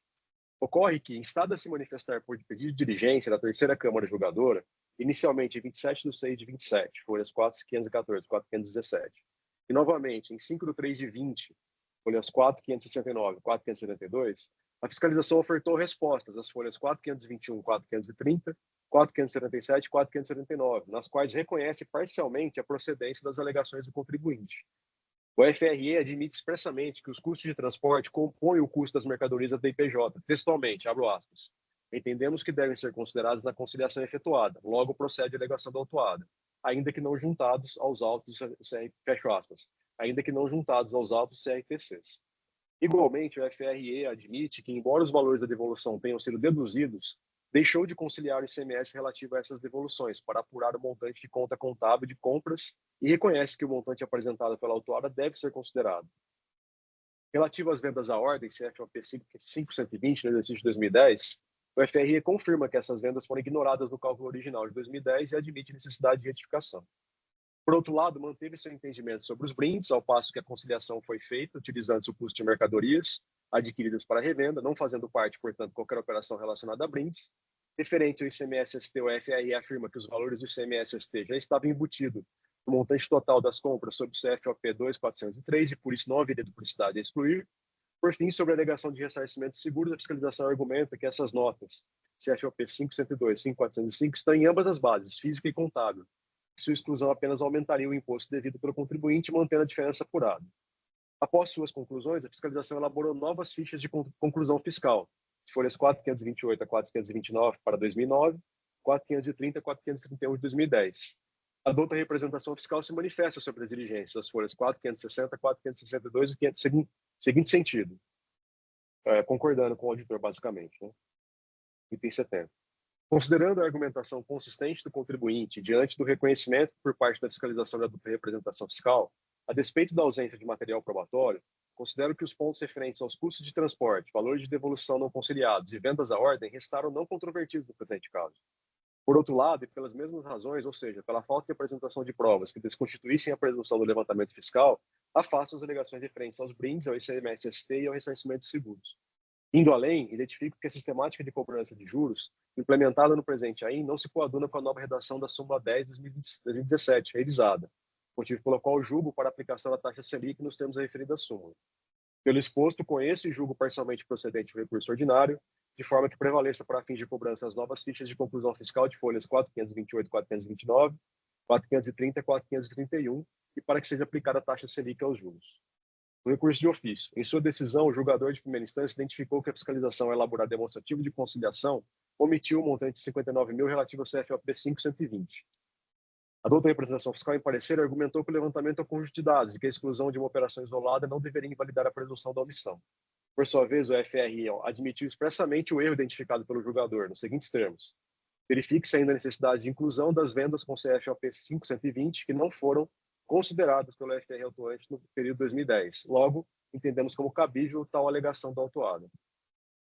Por conseguinte, considero que restou comprovado e posteriormente confessado pelo próprio fisco e sede de diligência que o levantamento do exercício de 2010 continha um erro aritmético de composição, ao desconsiderar vendas legítimas de mercadorias entregues por conta e ordem de terceiros, FOP 5120. Pelo exposto, conheço e nego o provimento ao recurso de ofício.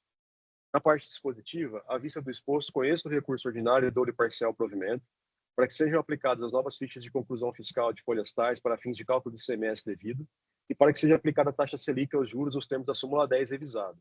Conheço e nego o provimento ao recurso de ofício no AIM 4007-4134, 18 de 10 de 2012. É como eu voto, presidente.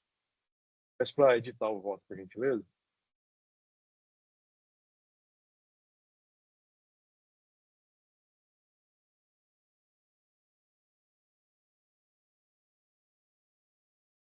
Já habilitei a edição do voto. Enquanto o doutor Ramon faz os ajustes no voto, eu abro para discussão. O processo já estava, o doutor Ramon já tinha disponibilizado o voto. Alguém gostaria de se manifestar?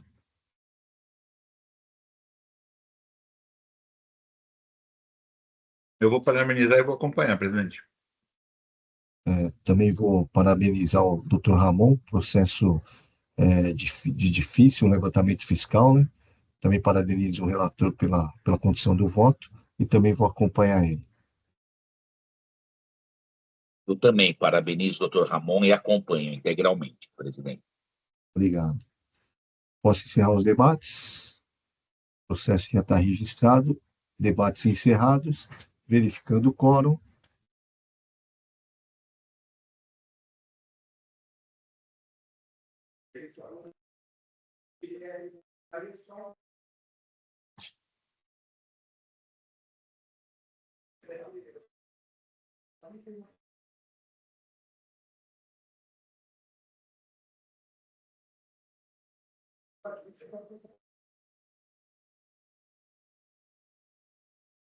Doutor Rodrigo, conseguiu registrar o voto? Travou, presidente, só um minutinho, por favor. Ok. Te aguardo.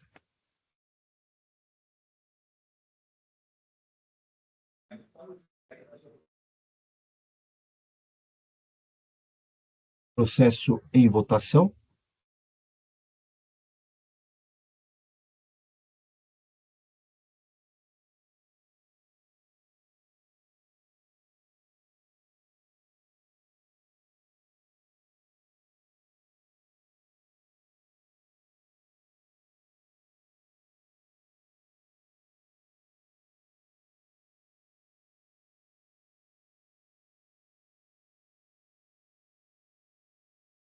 Encerrado o julgamento do processo do AIM 4007-413, Girotrade, Comércio de Produtos Industrializados S.A., recurso de ofício conhecido não provido, recurso ordinário conhecido parcialmente provido, decisão unânime. O último processo da pauta, AIM 40046-657, DTEC Distribuidora Limitada, processo de relatoria do Dr. Luiz Roberto, não há sustentação oral, tá? Não há patrono para realizar a sustentação oral. Passa a palavra ao Dr. Luiz Roberto. Pode passar a leitura diretamente do voto, ultrapassando a leitura do relatório do Dr. Luiz. Obrigado, presidente. Em resumo da acusação, receber mercadoria com documento inidôneo, ele adquiriu mercadorias de duas empresas que foram chamadas uma DTEC. O nome é muito parecido com o contribuinte, mas a escrita é diferente, só a pronúncia é igual. E a IBR Way.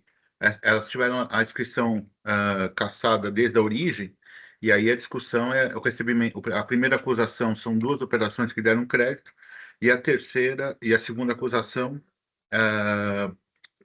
o ICMS por antecipação, né, para ele por solidariedade na entrada, quando ele comprou do adquirente. Eu vou à leitura, então. A recorrente, não vou começar no 14. A recorrente sustenta as folhas tais que o lançamento atinente aos fatos geradores compreendidos entre janeiro 16 a novembro 16 estariam alcançados pela decadência, defendendo, para tanto, a incidência do artigo 150 do CTN, uma vez que o AIM foi lavrado em 6/12/21. Todavia, em relação ao item 1, a acusação versa sobre creditamento indevido, CMS, hipótese em que, no âmbito desse TIT, sujeita à orientação vinculante da súmula 917, cujo teor, inclusive, foi transcrito pela própria recorrente em suas razões e cuja observância é obrigatória aos julgadores administrativos no termo do artigo 52 da Lei 3.457.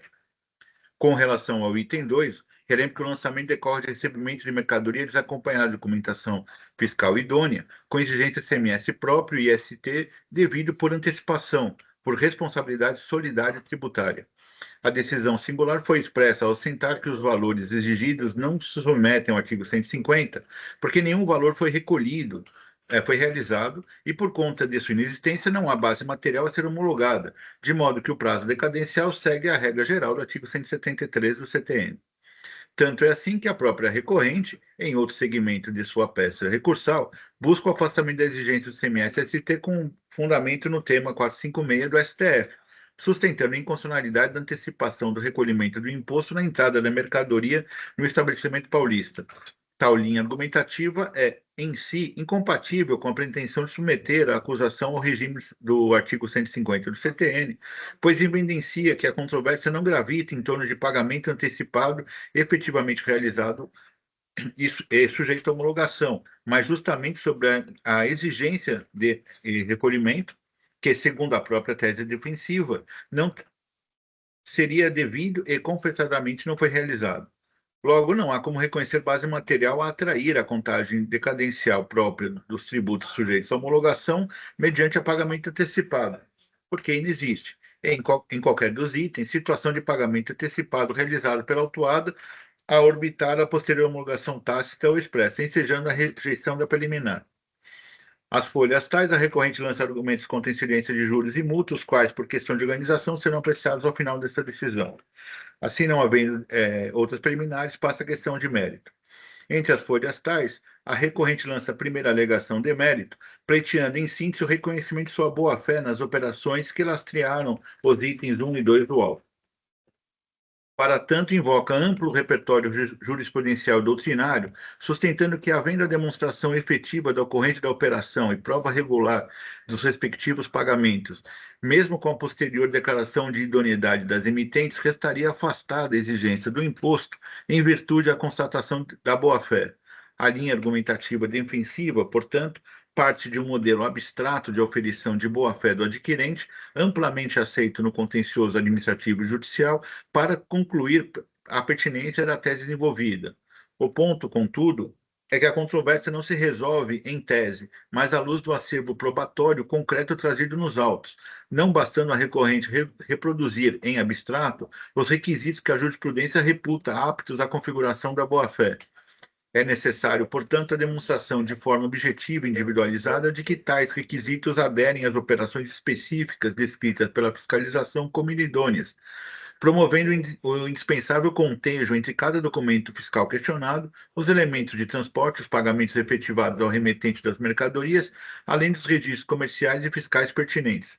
Ocorre que esse exercício probatório não se encontra satisfatoriamente realizado, sobretudo porque a fiscalização não lançou uma acusação genérica e destituída de suporte documental.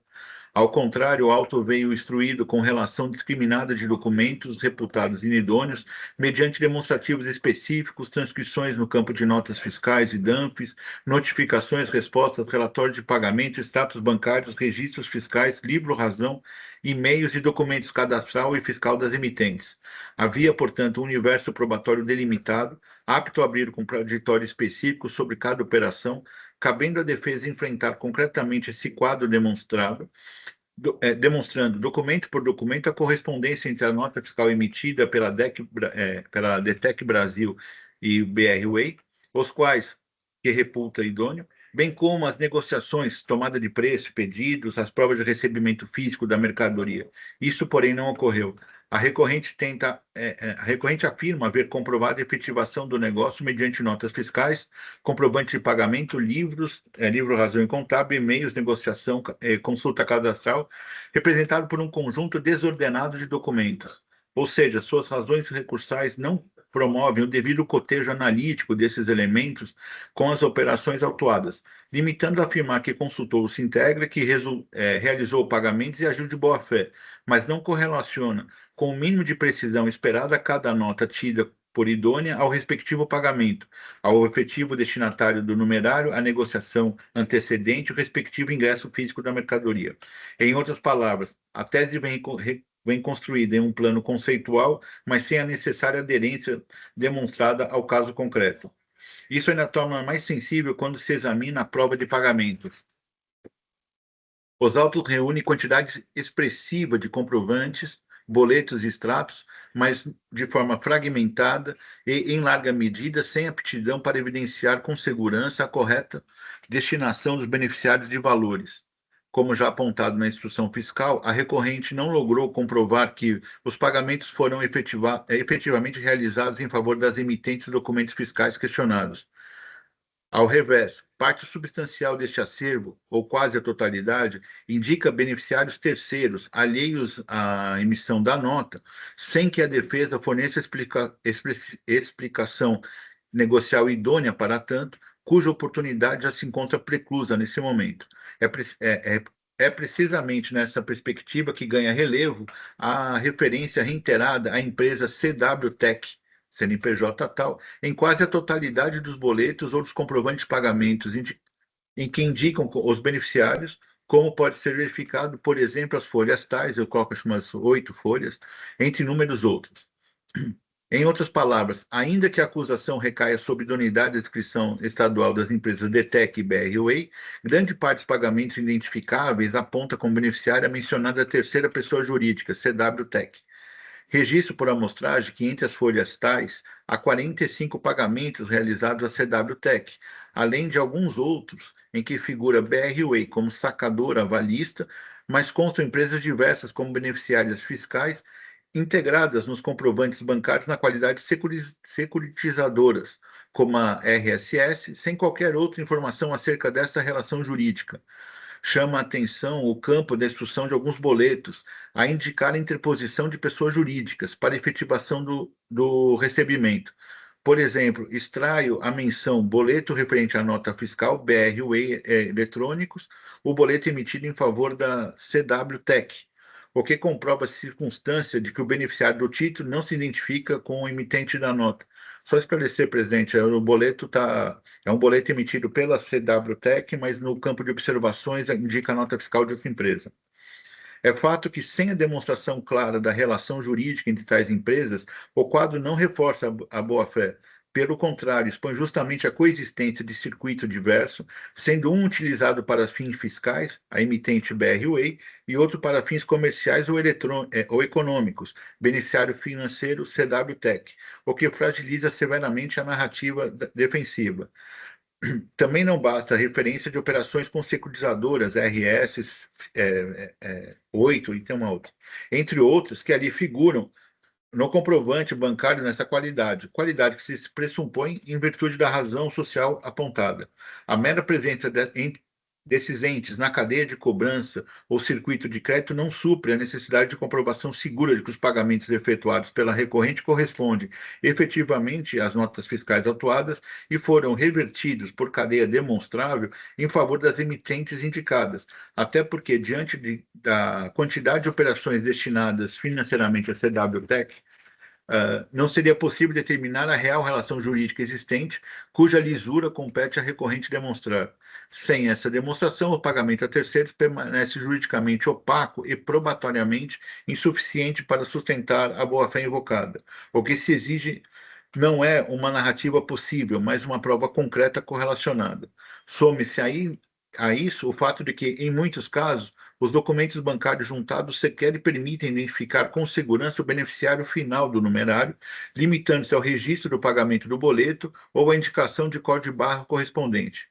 A despeito do volume documental, O que se vê é um conjunto desorganizado, sem amarração clara com as operações especificamente impugnadas, onde a quantidade de documentos não se confunde com a qualidade demonstrativa. Mesmo não competindo a esse julgador reorganizar o acervo probatório da defesa, acomodando sobre os itens e sobre cada uma das operações discriminadas pela fiscalização, em busca da verdade material, houve um esforço concreto nesse sentido, sem sucesso. O que interessa é a aptidão do acervo para demonstrar de modo individualizado a realidade da operação tal como documentada, e não essa aptidão aqui não se verifica, não, e essa aptidão aqui não se verifica.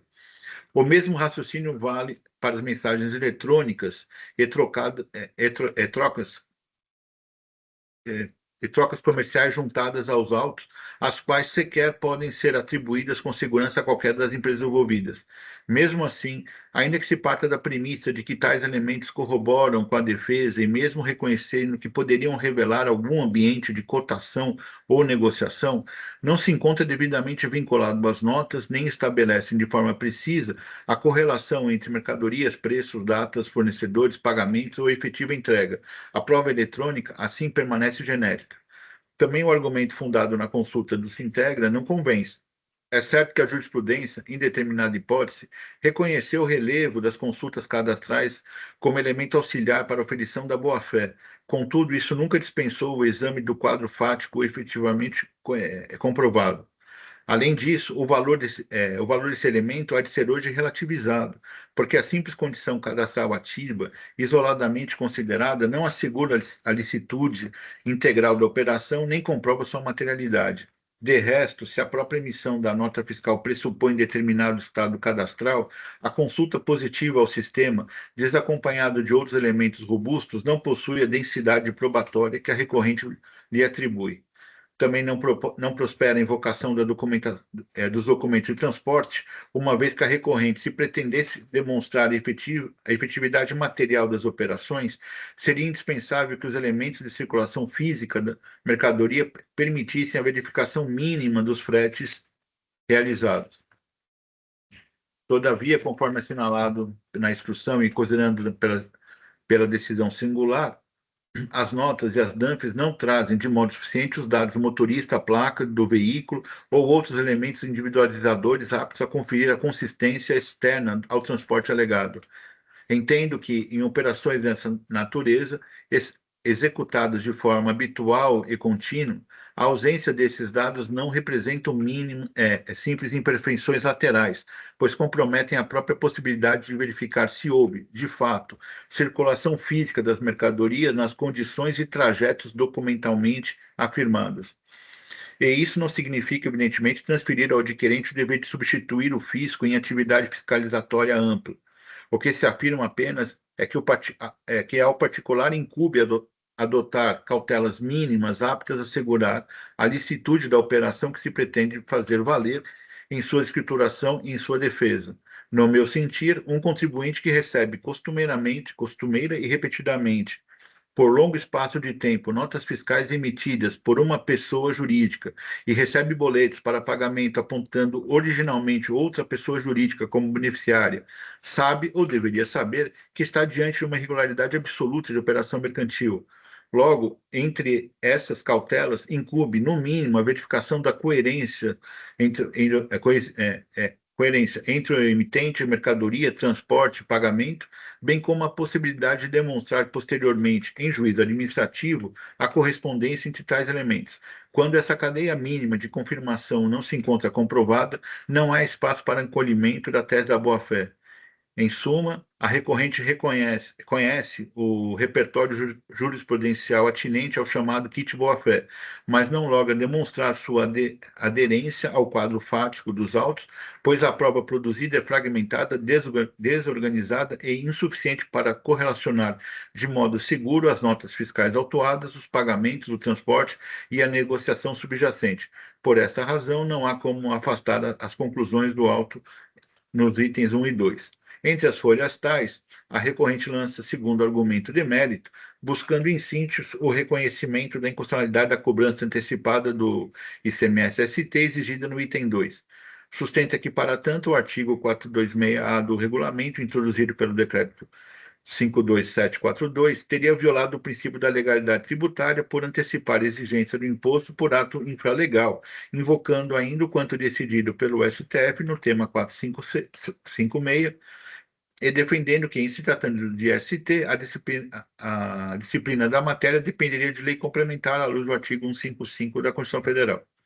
A pretensão não comporta acolhimento. Antes de tudo, cumpre registrar que o item 2 do auto não se exaure na exigência de CMS-ST por antecipação.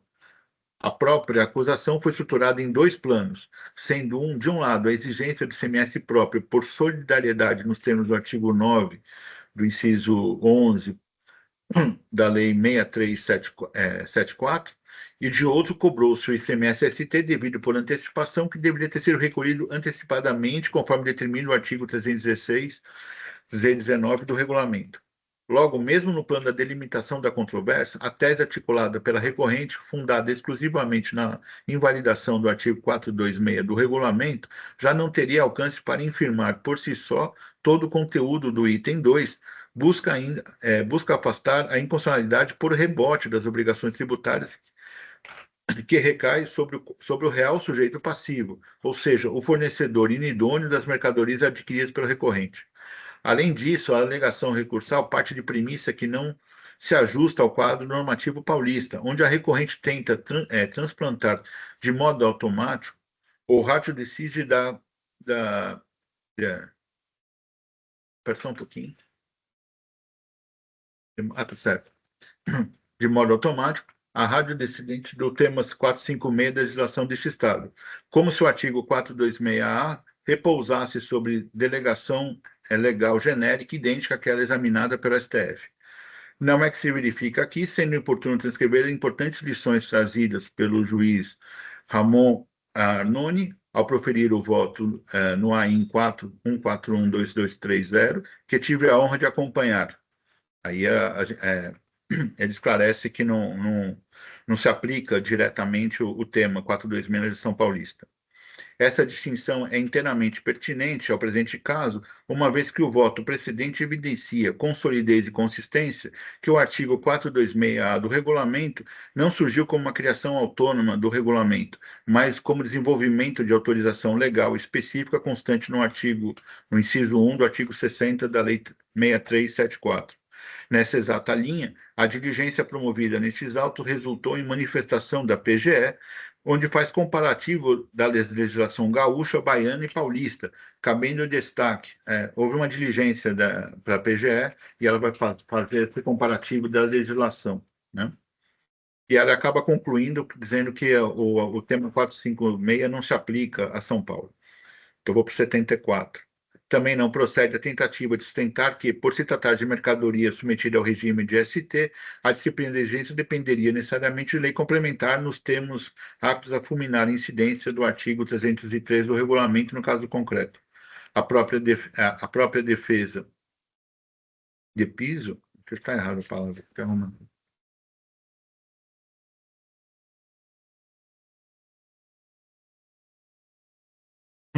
Já havia enfrentado esse ponto ao consignar que o Estado de São Paulo, no recebimento de produtos eletrônicos, eletrodomésticos, eletrodomésticos oriundos de outras unidades da Federação, sem retenção de antecipada disciplinar específica no artigo 313 do regulamento, atribuindo ao estabelecimento paulista destinatário a responsabilidade pela retenção pelo pagamento do imposto. A acusação, portanto, não se assenta na abstração normativa desvinculada da legislação aplicável no setor, mas ao regime jurídico completamente previsto para as mercadorias objeto dos autos.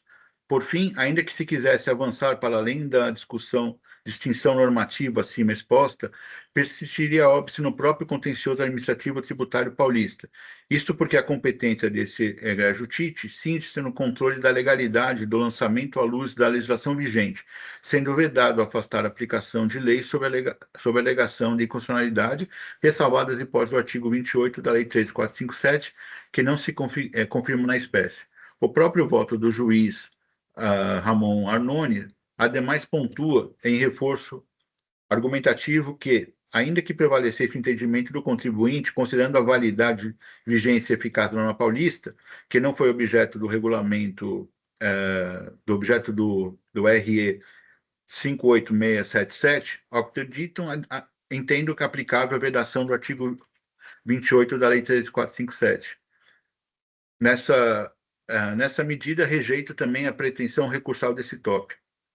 Aí, presidente, do parágrafo 81 ao 86, ele pedia anulação por conta da ausência de notificação prévia por conta do programa nos conformes. Eu acho que já é uma tese já superada, acho que desnecessária a leitura. No 87, 88, ele está pedindo a redução da multa com base na caráter confiscatório inconstitucional, também já é conhecido por nós, e ele pede a redução para a taxa Selic, que nós até já julgamos aqui e estamos concedendo.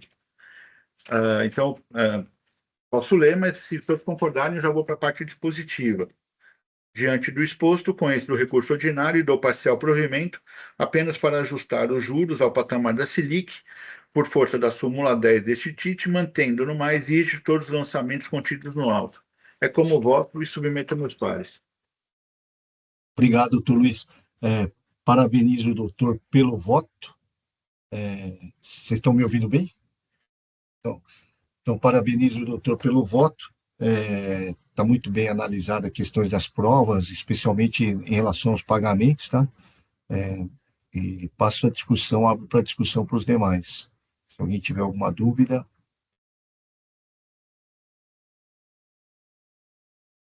Bom, presidente, eu vou parabenizar o doutor Luiz pelo voto e vou acompanhá-lo.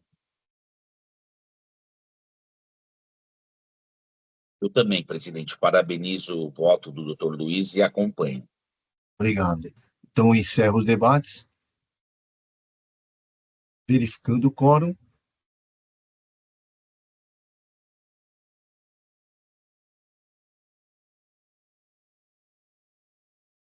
Em votação.